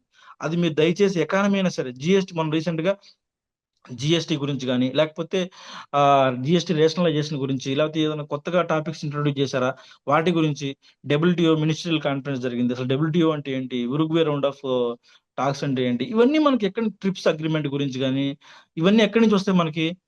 దై ఈ స్టాటిక్ పార్ట్ ని మీరు డైనమిక్ పార్ట్ ఇంటర్లింక్ చేసుకున్నప్పుడు మాత్రం అసలు పేపర్లో వస్తున్నాయి. పేపర్లో వచ్చిన వాటి వచ్చినప్పుడు డబ్ల్యూటీఓ గురించి మీరు ఒక టాపిక్ వచ్చినప్పుడు, డబ్ల్యూటీఓ మీటింగ్ అబుదాబిలో జరిగిందా లేకపోతే బ్రెజిల్లో జరిగిందా మనకు అనవసరం అండి. మనకు కావాల్సింది డబ్ల్యూటీఓ బ్యాక్గ్రౌండ్ ఏంటి, డిస్ప్యూట్ రెజల్యూషన్ మెకానిజం అంటే ఏంటి, డబ్ల్యూటీఓ ఎలా ఫామ్ అయింది, దాని ఎయిమ్ ఏంటి, ఇలాంటి మనం తెలుసుకుని కాంప్రహెన్సివ్ గా చదువుకుంటే ఈజీ అవుతుంది. దయచేసి ఆ ఓవర్ వ్యూ అనేది మీరు ఇన్కల్కేట్ చేసుకుంటే ఎగ్జామ్ హాల్లో మీకు చాలా ఈజీగా స్కోర్ చేస్తారు. నేను చెప్పగలిగేది అయితే మెయిన్ ఇన్సల్ట్ ఎందుకు స్ట్రెస్ చేస్తానంటే అదే మెయిన్ రీజన్. సార్కి చెప్పిన దానికి ఒక add on point, current affairs ఫ్రెషర్స్కి ఇంకా వీళ్ళంతా సీనియర్ ఆస్పిరెంట్స్ కాబట్టి సార్ వాళ్ళు ఒక టాపిక్ తీసుకుని ఏం చెప్పారు చూడండి, డబ్ల్యూటీఓ గురించి ఏం నేర్చుకోవాలి, ఏం గుర్తుపెట్టుకోవాలి, ఎక్కడ చూడాలి అనేది అవగాహన వచ్చింది. ఆ అవగాహన ఎలా వచ్చింది, it's not about experience. PYQs నుంచి నువ్వు ఒకసారి రిఫర్ చేసినావు అంటే నీకు 6 monthsలో చదవాల్సిన ఎక్స్పీరియన్స్ అంతా, 6 yearsలో రావాల్సిన ఎక్స్పీరియన్స్ అంతా నీకు ఇమీడియట్గా వచ్చేస్తుంది. కరెంట్ అఫైర్స్ అందుకోసమే సివిక్ సెంటర్లో మీకు తెలిసిందే. సో డైలీ ఒక 5 pages కరెంట్ అఫైర్స్ ప్రిసైజ్గా, దాని మీద 15 కరెంట్ అఫైర్స్ క్విజ్ అనేది పెడుతున్నాం. సార్ నాకు టైం లేదు అనేది పక్కకు తీసేయాలి. కరెంట్ అఫైర్స్కి ప్రీవియస్ ఇయర్ క్వశ్చన్స్ నువ్వు కానీ స్ట్రాంగ్గా ఉన్నావు అంటే నీకు ఫస్ట్ పేపర్లో అందరూ వచ్చేస్తారు, 110 115 అందరికి వచ్చేస్తారు. ఇక్కడ పేపర్ టూలో నీకు సైన్స్ అండ్ టెక్నాలజీ, ఎకానమీ పేపర్లో నీకు బూస్టప్ అవ్వాలంటే, సో ఎడ్జ్ రావాలంటే కంపల్సరీ కరెంట్ అఫైర్స్ అనేది నెగ్లెక్ట్ చేయకూడదు. కరెంట్ అఫైర్స్ అనేది మీకు ఫిఫ్త్ ఫింగర్ లాంటిది. ఈ 4 సబ్జెక్ట్స్ కలిపేదే కరెంట్ అఫైర్స్. ఇంకా చెప్పాలంటే కరెంట్ అఫైర్స్ చదవకపోతే ఈరోజు ప్రిపరేషన్ చేయలేదు అనే ఒక ఫీలింగ్ ఉంటుందండి ర్యాంకర్స్కి. న్యూస్ పేపర్ చదవలేదంటే ఆ రోజు మనం ఎక్కడో ఉన్నాము, ఎక్కడో పేపర్ రాని దేశంలో, ఎడారిలో ఎక్కడో దూరంగా ఉన్నాం అనే ఒక ఫీలింగ్ ఉంటుంది న్యూస్ పేపర్ చదవకపోతే. So therefore newspaper is mains paper is newspaper. To be in అది the sir news, famous read the quotation news. అది. సార్ ఫేమస్ కొటేషన్ అనమాట. Newspaper is mains paper అనేది. Serious గా నేనైతే అదే చేసామండి. మీరు ఎంత పేపర్ అనలైజ్ చేస్తారని అంటే టైం పీరియడ్ పెట్టుకోండి. 1.5 hour 1 hour పెట్టుకోండి. ఆ టైం పీరియడ్ లోనే మీరు ఎంత కవర్ చేయగలుగుతారో బాగా మన గ్రూప్ 2కి నాలెడ్జ్ తగ్గట్టుగా మీరు ట్రైన్ అప్ అవ్వండి. చాలా యూజ్ ఉంటుంది మీకు. Next will take few questions from the students. ఇంకేమైనా మీరు లాస్ట్ ఏమైనా పాయింట్ మర్చిపోయింది ఇప్పుడు యాడ్ ఆన్ చేయాలంటే you can add on. Sir actual గా ఇక్కడ మీరు ఇంకోటి గుర్తుపెట్టుకోవాలండి. కరెంట్ అఫైర్స్ సంబంధించిన బయట మెటీరియల్స్ అనేవి బాగాలేవు. దయచేసి అన్ని చదవద్దు మీరు. కొంచెం మీరు పీవైక్యూస్ ని అండర్స్టాండ్ చేసుకొని చదువుకోండి. ఎలా క్వశ్చన్స్ అడుగుతారా ఏంటి అనేది. దయచేసి ఇక్కడ మార్కెట్ లో కొన్ని మ్యాగజైన్సే బాగున్నాయి. ఆ మ్యాగజైన్సే మీరు ఫాలో అవ్వండి. దాంట్లో one of the magazine civic centre magazine. నేను already civic centre magazine Vignan అనే ఒకటి ఉంటుంది ఈ ఎడిషన్. దాంతోపాటు తెలుగు మీడియం వాళ్ళకి కానీ ఇంగ్లీష్ మీడియం ఉంటాయి, మీరు చూడండి. మంచిగా లైక్ ఎలా అంటే మీరు ఎప్పుడు కరెంట్ అఫైర్స్ చదివితే దయచేసి వరల్డ్ బ్యాంక్ ఆ 6.3 రేటింగ్ ఇచ్చింది, లేకపోతే 6.3 గ్రోత్ రేట్ ఇచ్చింది. ఆ గ్రోత్ రేట్ మనకి దేనికి యూజ్ అవుతుంది? వరల్డ్ బ్యాంక్ గురించి అడిగినప్పుడు దయచేసి వరల్డ్ బ్యాంక్ ఎప్పుడు ఫామ్ అయింది, వరల్డ్ బ్యాంక్ గ్రూప్స్ ఏంటి, దాని బ్యాక్గ్రౌండ్ ఏముంది, వాటిలో ఒక్కొక్కటి ఏమేం చేస్తుంది, దాని మెకానిజం 5 ఉంటాయి వరల్డ్ బ్యాంక్ గ్రూప్ లో. ఆ ఒక్కొక్కటి ఏం చేస్తాయి అనేది మీరు దయచేసి అలా అర్థం చేసుకోండి. ఏషియన్ డెవలప్మెంట్ బ్యాంక్ కూడా కూడా అంతే. అది ఏం చేస్తుంది, అది కూడా మనకి రేటింగ్ ఇస్తుంది అనమాట. ఇంత ఇంత రావచ్చు, ఐఎంఎఫ్ ఇంత రావచ్చు అని ఇస్తుంది. అవే ఇస్తారు కొన్ని కొన్ని కొన్ని మ్యాగజైన్స్ లో. నేను చూసిన మ్యాగజైన్ ఆ పేరు చెప్పడం నాకు ఇష్టం లేదు. సో దయచేసి మీరు అవి చదవకుండా ఎకానమీ పాయింట్ ఆఫ్ వ్యూలో జీడిపి గురించి ఏదైనా సపోజ్ జీడిపి గ్రోత్ రేట్ ఎంత ఉండొచ్చు అని అడిగినప్పుడు జీడిపి క్యాలిక్యులేషన్ ఎలా క్యాలిక్యులేట్ చేస్తారు, జీడిపి అంటే ఏంటి, జీడిపి డెఫినేషన్ ఏంటి, నామినల్ జీడిపి అంటే ఏంటి, రియల్ జీడిపి అంటే ఏంటి, జీడిపి డిఫ్లేటర్ అంటే ఏంటి, ఇలా మీరు నెంబర్ ఆఫ్ క్వశ్చన్స్ అనేది ఎగ్జామ్ కి ఇంటర్లింక్ చేసుకోండి స్టాటిక్ పార్ట్ చదివిన దానికి. అంతే తప్పించి జీడిపి గ్రోత్ రేట్ 6.5 ఉండొచ్చు అంటే ఆర్బీఐ కూడా ఇస్తుంది మనకి గ్రోత్ రేట్ ఫోర్కాస్ట్ అనేది. అది మనకు అవసరం లేదండి. జీడిపి క్యాలిక్యులేషన్స్ కి 3 parts ఉంటాయి. జీడిపిలో ఏం క్యాలిక్యులేట్ చేస్తారు, ఏం క్యాలిక్యులేట్ చేయరు. సపోజ్ హౌస్ హోల్డ్ వర్క్ ఉంది మన ఇండియాలో, మన అందరూ మన ప్రీషియస్ వాల్యుబుల్ మదర్స్ అంతా చేసేది కూడా హౌస్ హోల్డ్ వర్క్ చేస్తారు. దాన్ని క్యాలిక్యులేట్ చేయరు. అవి ఎగ్జామ్ అడుగుతాడు, క్యాలిక్యులేట్ చేయొచ్చు అని అడుగుతాడు. అంటే మనం ప్రాక్టికల్ గా మీరు చూస్తే మీకు అర్థమవుతుంది అనమాట. చాలా సింపుల్ గా మ్యాగజైన్స్ ని ఫ్రంట్ ఎండ్ లో ఒక టాపిక్ ఇచ్చి కింద టాపిక్ వైజ్ గా మనం మళ్ళీ మెన్షన్ చేస్తారు రివిజన్ పర్పస్ కోసం. అలాంటి బుక్స్ మాత్రమే మ్యాగజైన్ కొనుక్కోండి. దాంట్లో one of the magazine civic centre magazine. దయచేసి మీరు ఎట్లాగో ఎన్రోల్ అవుతున్నారు కాబట్టి ఖచ్చితంగా ఆ మ్యాగజైన్ అనేది మీరు బై చేయండి. నేను రియల్ గా కొన్నాను, 2-3 మ్యాగజైన్స్ కొన్నాను. దాంట్లో one of the magazine civic centre magazine. చాలా చాలా బాగుంటుంది మ్యాటర్ అనేది. ఎందుకంటే ఆల్రెడీ వాళ్ళు గ్రూప్ 1 ఓరియంటేషన్, యూపీఎస్సీ ఓరియంటేషన్ తో ఉన్నారు కాబట్టి మనకి చాలా ఇవ్వగలుగుతారు అనమాట మెటీరియల్ అనేది. దాన్ని మీరు యూటిలైజ్ చేసుకోండి. బయట మళ్ళీ ఏది కొనవద్దు. ఒక దాన్ని బాగా నెంబర్ ఆఫ్ టైమ్స్ రివిజన్ చేసుకోండి. ఇక్కడ నేను చెప్పాల్సింది సార్ చెప్పారు ఆల్రెడీ. సో బయట మ్యాగజైన్ చదవద్దని కాదు, కానీ ఏ మ్యాగజైన్ చదివినా ఎగ్జామ్ రెలివెంట్గా ఉందా అనేది. సో ఎగ్జాంపుల్కి ఒక మ్యాగజైన్ నేను చూసాను. సో మన మ్యాగజైన్ ఎలా ఉండాలన్నప్పుడు ఓలా అంటాం, observe learn adapt. OLA means observe learn adapt. So మనం రూడ్గా చెప్పాలంటే చిన్నప్పుడు మన పేరెంట్స్ చెప్తుంటారు, తల్లిదండ్రులు, వాడిని చూసి నేర్చుకోరా, పక్కింటి వాడిని చూసి నేర్చుకో. So that is all. ఏంటంటే what we need to learn is that, so వాళ్ళు చేసే మిస్టేక్స్ మనం చేయకూడదు. That is what we need to learn. అంతేగాని వాళ్ళు చేసిన సక్సెస్ని మనం రిప్లికేట్ కాదు, వాళ్ళు చేసిన మిస్టేక్స్. పక్కనున్న మ్యాగజైన్స్లో ఏంటి, ఫర్ ఎగ్జాంపుల్ ఆస్కార్ అవార్డ్స్ వచ్చాయి, లేకపోతే నేషనల్ ఫిల్మ్ అవార్డ్స్ వచ్చాయి. సో ఏం చేస్తారంటే వచ్చిన అవార్డ్స్ అన్నీ 150 అవార్డ్స్, 100 కేటగిరీ అవార్డ్స్ అన్నీ డంప్ కొడుతుంటారు. స్టూడెంట్ ఏమనుకుంటాడు, ఇవన్నీ గుర్తుపెట్టుకోవాలి ఇవన్నీ అనేసి. సో మిస్ గైడెన్స్ అనేది ఆ మ్యాగజైన్స్లో నీకు ఉంటుంది. సో అదొక ఫేమస్ పాపులర్ డైలాగ్ నేను చెప్తుంటాను. 395 ఆర్టికల్స్ మొత్తం గుర్తుపెట్టుకో, ఏ ఆర్టికల్ నా నోట్స్ నుంచి బయటికి వెళ్ళదు అనేది foolish thing. 395 articles, how can you remember? I don't know whether Venu has remembered or not.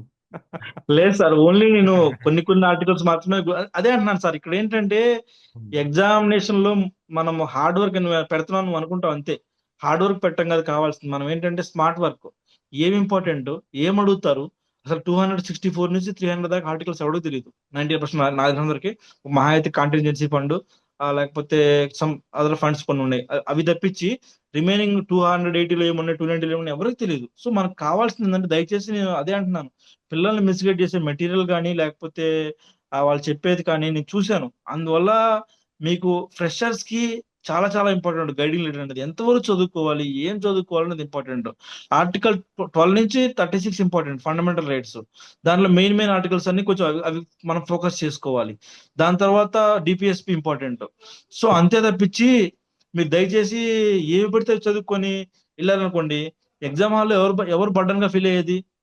ఈ- గుర్తుపెట్టుకోవాల్సింది గుర్తుపెట్టుకోలేరు. అది ఇక్కడ మనకు మైనస్ పాయింట్ అన్నమాట.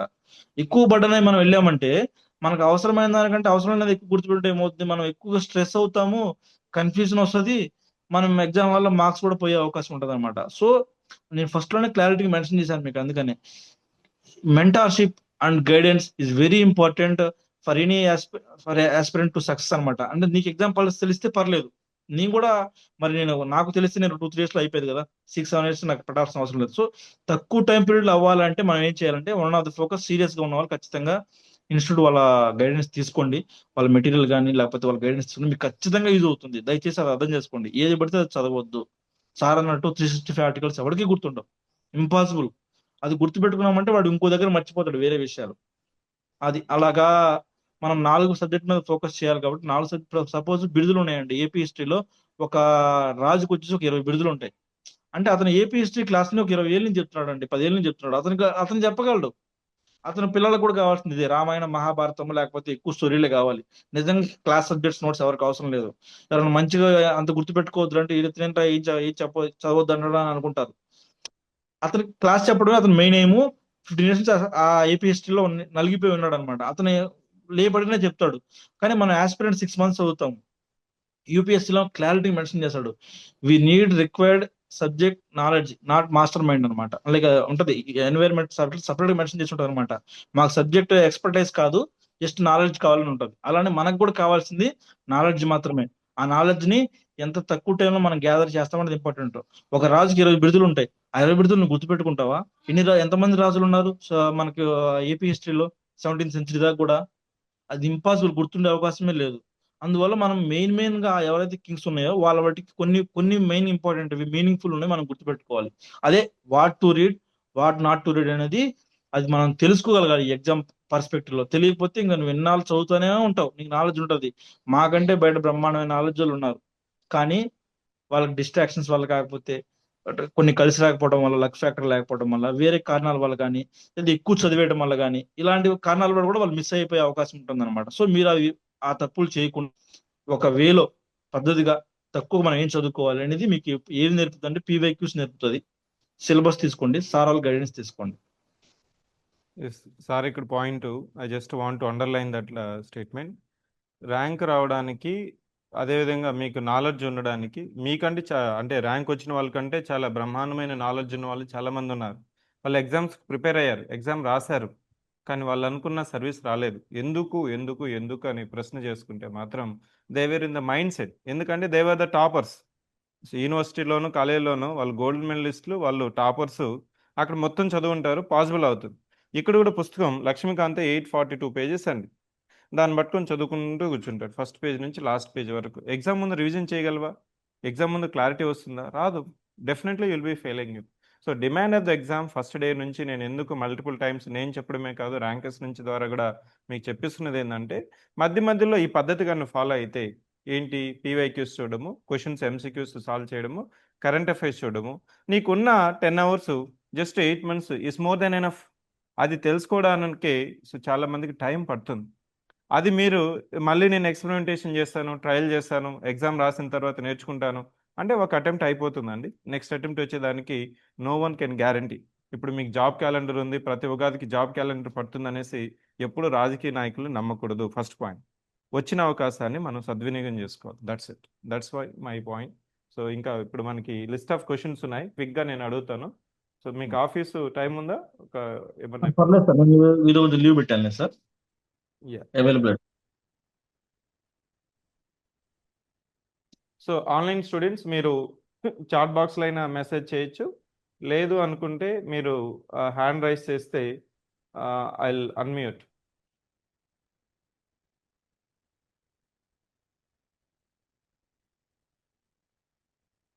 So Vinay Kumar is asking whether the current affairs కి note making is useful or time waste.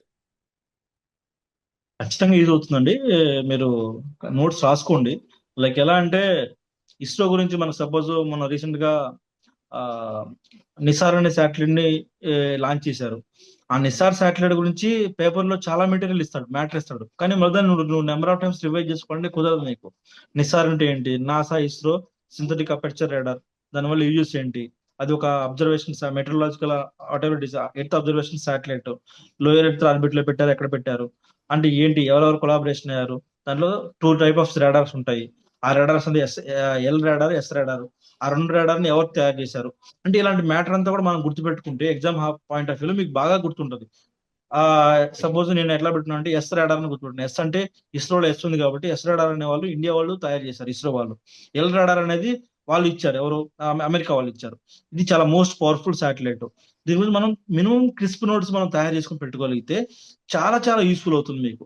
అంటే ఇదేనే కాదు, నేను జస్ట్ చిన్న ఎగ్జాంపుల్ చెప్తున్నాను. సపోజ్ పాలిటీ ఉంది, గవర్నర్ గురించి ఏదైనా అడిగాడు, నెంబర్ ఆఫ్ టైమ్స్ నువ్వు ఆర్టికల్స్ గుర్తుపెట్టుకోలేకపోతే గవర్నర్ గురించి పేపర్లో వచ్చినప్పుడు ఆ గవర్నర్ ఆర్టికల్స్ ఎక్కడి నుంచి ఉంటాయి, 152 నుంచి 160, ఆల్మోస్ట్ 170 దాకా ఉంటాయి అతని ఆర్టికల్స్ మోస్ట్లీ.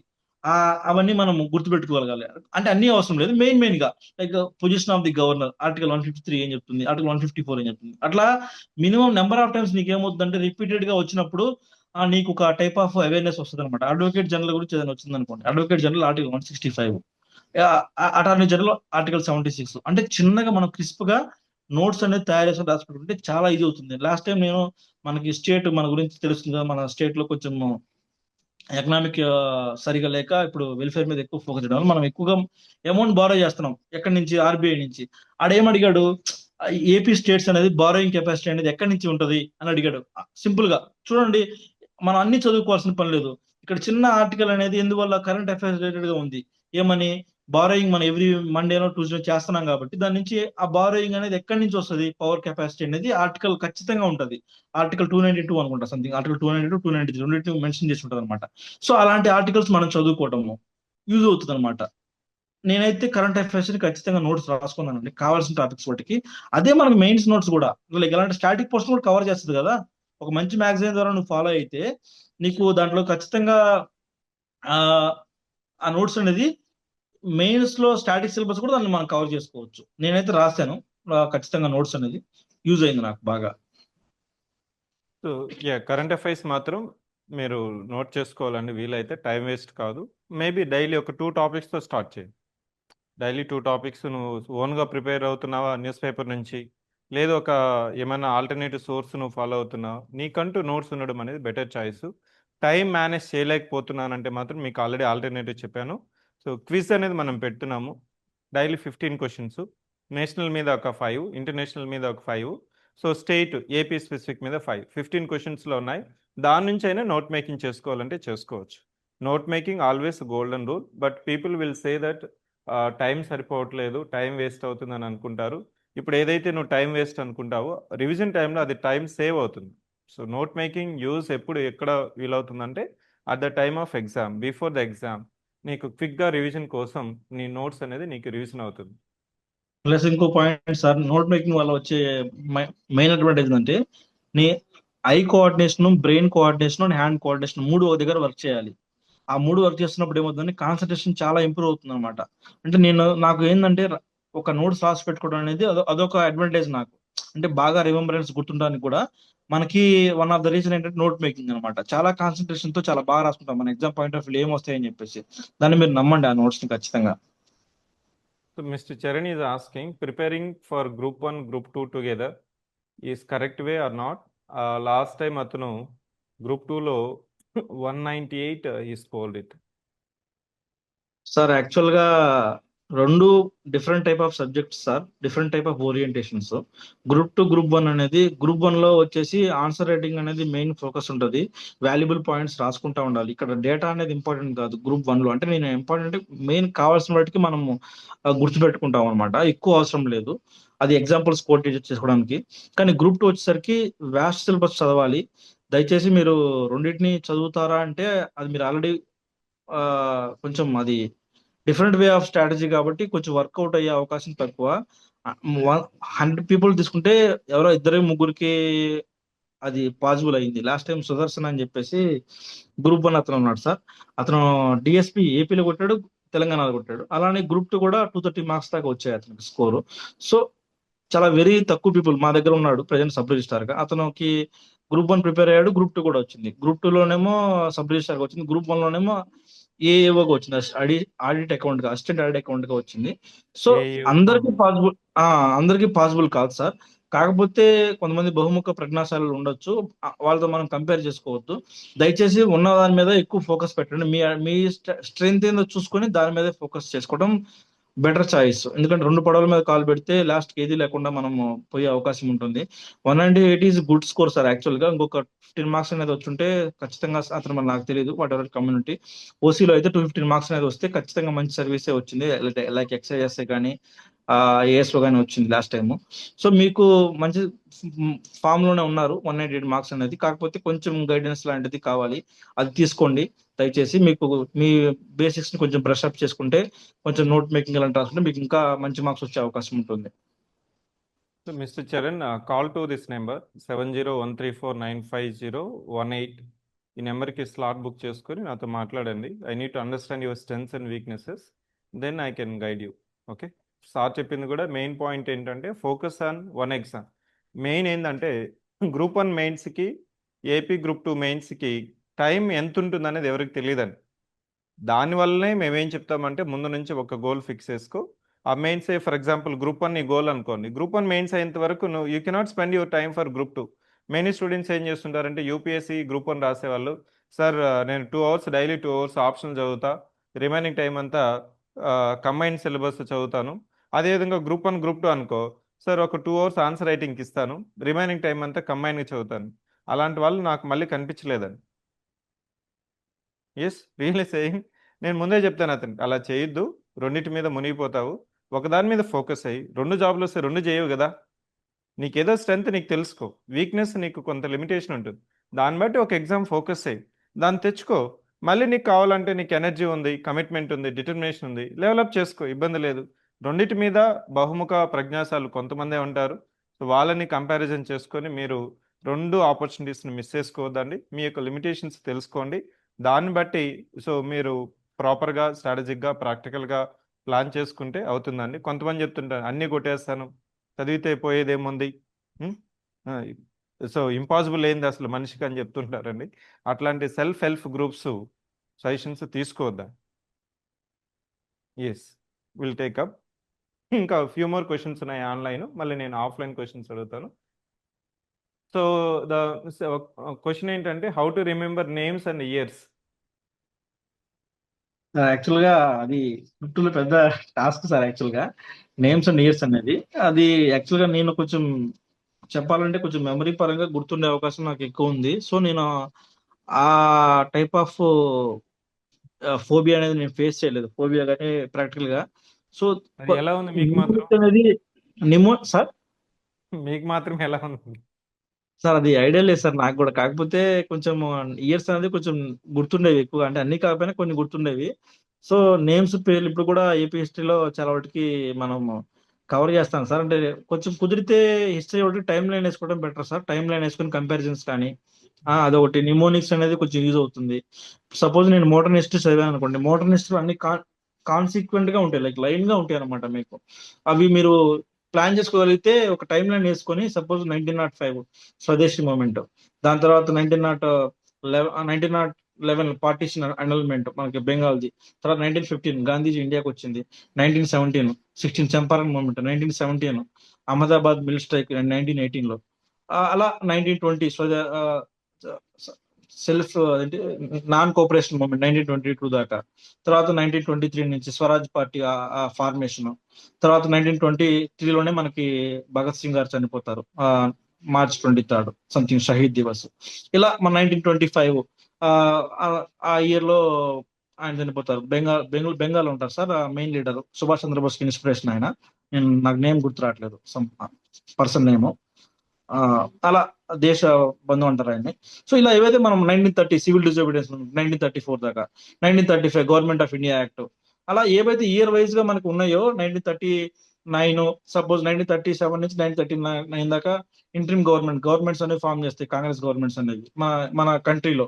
తర్వాత 1940 ఇండివిజువల్ సత్యాగ్రహ, 1942 మనకి Cripps mission, non cooperation, whatever it is, August Kranti, అదే మన ఉంటుంది కదా సార్, నాకు గుర్తురాడు, క్విట్ ఇండియా మూవ్మెంట్ 1942-44 దాకా. అట్లా మనం ఒక టైం లైన్ అనేది మీరు వేసుకోగలిగితే చాలా ఈజీగా ఉంటాయి చదువుకునే విధానం అనమాట. అలా కాకుండా మనము ఒక బై హార్ట్ నేచర్ లో వెళ్తా ఉంటే గుర్తుండే అవకాశం తక్కువ. అన్ని కాన్సిక్వెన్షియల్ గా ఉంటాయి, చూసుకొని కావాలంటే ఒకటి తర్వాత ఏపీ హిస్టరీలో, అదో ఏపీ హిస్టరీ ఇండియన్ హిస్టరీలో అలా కొంచెం ఈజీగా ఉంటది. నేమ్స్ అంటారా, కొంచెం నెంబర్ ఆఫ్ టైమ్స్ మనము నిమోనిక్స్ పెట్టుకోవడమో లేకపోతే మనం గుర్తు పెట్టుకోవడమో చేసుకోవాలి. సపోజ్ నాకు ఇప్పుడు కూడా 9 hours అంటే ఎవరు, ఆల్వార్స్ అంటే కన్ఫ్యూజన్ నాకు. 9 hours నేనేం చేశానంటే, నాకు చిన్నప్పుడు న్యాచురల్ సైన్స్ అనే ఒక సబ్జెక్ట్ ఉండేది, ఎన్ఎస్ అని సబ్జెక్ట్. ఎన్ అంటే 9 hours, ఎస్ అంటే శైవాస్. అంటే 9 hours అనే వాళ్ళు ఎవరిని పిలుస్తారు, శైవుల్ని 9 hours అంటారు. వాళ్ళు 63 మంది ఉంటారు, ఆల్వార్లు 12 మంది ఉంటారు. నాకు ఆ 9 hours అని తెలిసిపోయింది కాబట్టి నాకు ఆల్వార్లతో ఇబ్బంది లేదు. వాళ్ళు విష్ణు భక్తులు 12 మంది ఉంటారు అనమాట. సో అలా ఏదైనా సంథింగ్ ఒక చిన్న నిమోనిక్స్ అనేది మనం పెట్టుకోగలిగితే కొంచెం ఈజీ అవుతుంది. అలా కాకుండా ప్రతిదీ కూడా అది గుర్తుండాలంటే గుర్తుండే అవకాశం ఉండదు. సో మీరు ఏదైతే ఎగ్జామినర్ కూడా ఖచ్చితంగా వాడికి తెలుసు, ఎగ్జాంపుల్స్ తెలుసు కాబట్టి ఒక ప్రొఫెసర్ తయారు చేశారు కాబట్టి ఎక్కడ మనం తప్పు పెడతామో ఆ క్వశ్చన్సే వాళ్ళు అడిగే అవకాశం చాలా ఎక్కువ ఉంటుంది. సో దయచేసి మీరు ఒక నిమోనిక్స్ కానీ ఒక గ్రూప్ స్ట్రాటజీ కానీ ఫామ్ చేసుకుని ఒక టైప్ ఆఫ్ పెట్టుకుంటే కొంచెం ఈజీ అవుతుంది. కొంచెం ఇయర్స్ కూడా కంపారిజన్ చేసుకోండి. సపోజ్ 1336 లో విజయనగరం ఎంపైర్ ఫామ్ అయింది. ఆ టైంలో మనకి ఇక్కడ ఎంపైర్ ఫామ్ అయినప్పుడు ఎవరున్నారు, మా ఢిల్లీ సుల్తానేట్స్ లో తుగ్లక్ ఉన్నాడు. అతను మహమ్మద్ బిన్ తుగ్లక్ ఉన్నాడు. అంటే అతను ఫామ్ అయిన టైంలో మహమ్మద్ బిన్ తుగ్లక్ ఇక్కడ ఉన్నాడు. అక్కడ అలావుద్దీన్ ఖిల్జీ టైంలో 1317 దాకా కూడా నీకు అక్కడ కాకతీయాస్ ఎంపైర్ కొలాప్స్ టైంలో ఉంటాడు. అంటే మనకి ఇట్లా కంపారిజన్స్ చేసుకున్నామంటే ఏమవుతుందంటే, ఓకే అక్కడ ఏం జరిగింది ఇక్కడ ఏం జరిగింది అనేది ఒక అండర్స్టాండింగ్ అనేది కంపారిజన్స్ మనకు బాగా గుర్తుంటాయి. అది కూడా వన్ ఆఫ్ ద పాయింట్ అనమాట. నేను అబ్జర్వేషన్, సపోజ్ శ్రీకృష్ణదేవరాయల టైము 1509 నుంచి 1529 దాకా. ఆ టైంలో ఎవరున్నారు ఇండియాలో మెయిన్ రూల్ చేసేవాళ్ళు, బాబర్ 1526 లో ఉన్నాడు ఆయన. 1526 లో ఉన్న బాబర్ అన్నాడు మొఘల్ ఎంపైర్ ఎస్టాబ్లిష్మెంట్ మెయిన్ కారణం. ఇద్దరు కాంటెంపరీస్ అని చాలా అడుగుతారు ఎగ్జామ్ లో. Babur and Srikrishnadevaraya is contemporary of the Indian, ఆ టైం అడగవచ్చు. అట్లా అట్లా లింకప్ చేసుకోవటం. లేకపోతే ఇబ్రహీం లోడి ఉన్నాడు ఆ టైంలో 1509 నుంచి 1526 దాకా. మనం ఆ వే ఆఫ్ చదువుకునే విధానం అనేది కొంచెం ఈజీగా ఎలా దాన్ని సరళీకరించుకోవాలనేది మీరు అర్థం చేసుకుంటే కొంచెం ఈజీగానే ఉంటుంది. ప్రతిదీ కూడా మనం బైహార్ట్ చేయాలి అనే మైండ్ సెట్ వెళ్తే మాత్రం ఇబ్బంది పడతారు. ఒక పర్స్పెక్టివ్ సరిపోదు ఎగ్జామ్ కి, మల్టిపుల్ పర్స్పెక్టివ్స్ ఎగ్జామ్స్ ఖచ్చితంగా ఉండాలి. అప్పుడు మాత్రమే, సపోజ్ ఒక దారి ఉందండి, ఆ దారి మూసుకుపోయింది, వేరే దారి నుంచి ఎలా వెళ్ళాలో మనం ఆలోచిస్తాం కదా. సేమ్ దీనికి కూడా ఇంతే, ఒక వేకి వెళ్ళాలంటే అక్కడ లేదు, ఇంకో వేలో మనం ఎలా వెళ్ళాలనేది మీరు ఇద్దరు ముగ్గురితో మాట్లాడితే తెలుస్తుంది. మీ ఫ్రెండ్సే మీకు హెల్ప్ చేస్తారు. సో దయచేసి ప్రతిదీ నేను ఒక్కడనే సాల్వ్ చేయాలని మాత్రం అనుకోమాకండి. నిమోనిక్స్ అనేది షేర్ చేసుకోవచ్చు, అందరి ఫ్రెండ్స్ ద్వారా మనం తెలుసుకోవచ్చు. Mnemonics is one of the best example నాకు తెలిసినంత వరకు. లేకపోతే ఏదైనా స్టోరీ రూపంలో మీరు, సపోజ్ సస్టైనబుల్ డెవలప్మెంట్ గోల్స్ 17 ఉన్నాయి, ఆ 17 గోల్స్ మనం గుర్తుపెట్టుకోలేము, వాటిని మనం ఒక ఒక ఒక స్టోరీ రూపంలో వాటిని మనం ఇంటర్లింక్ చేసుకుంటే సరిపోతుంది. సపోజ్ SGD 3 ఉంది, అది హెల్త్ గురించి. లేకపోతే 4 ఎడ్యుకేషన్ గురించి. మనకి మెయిన్ గా ఇప్పుడు clean water and sanitation, Jal Jeevan mission కానీ. 7 clean energy and affordable energy గురించి మనకి మెన్షన్ చేస్తారు.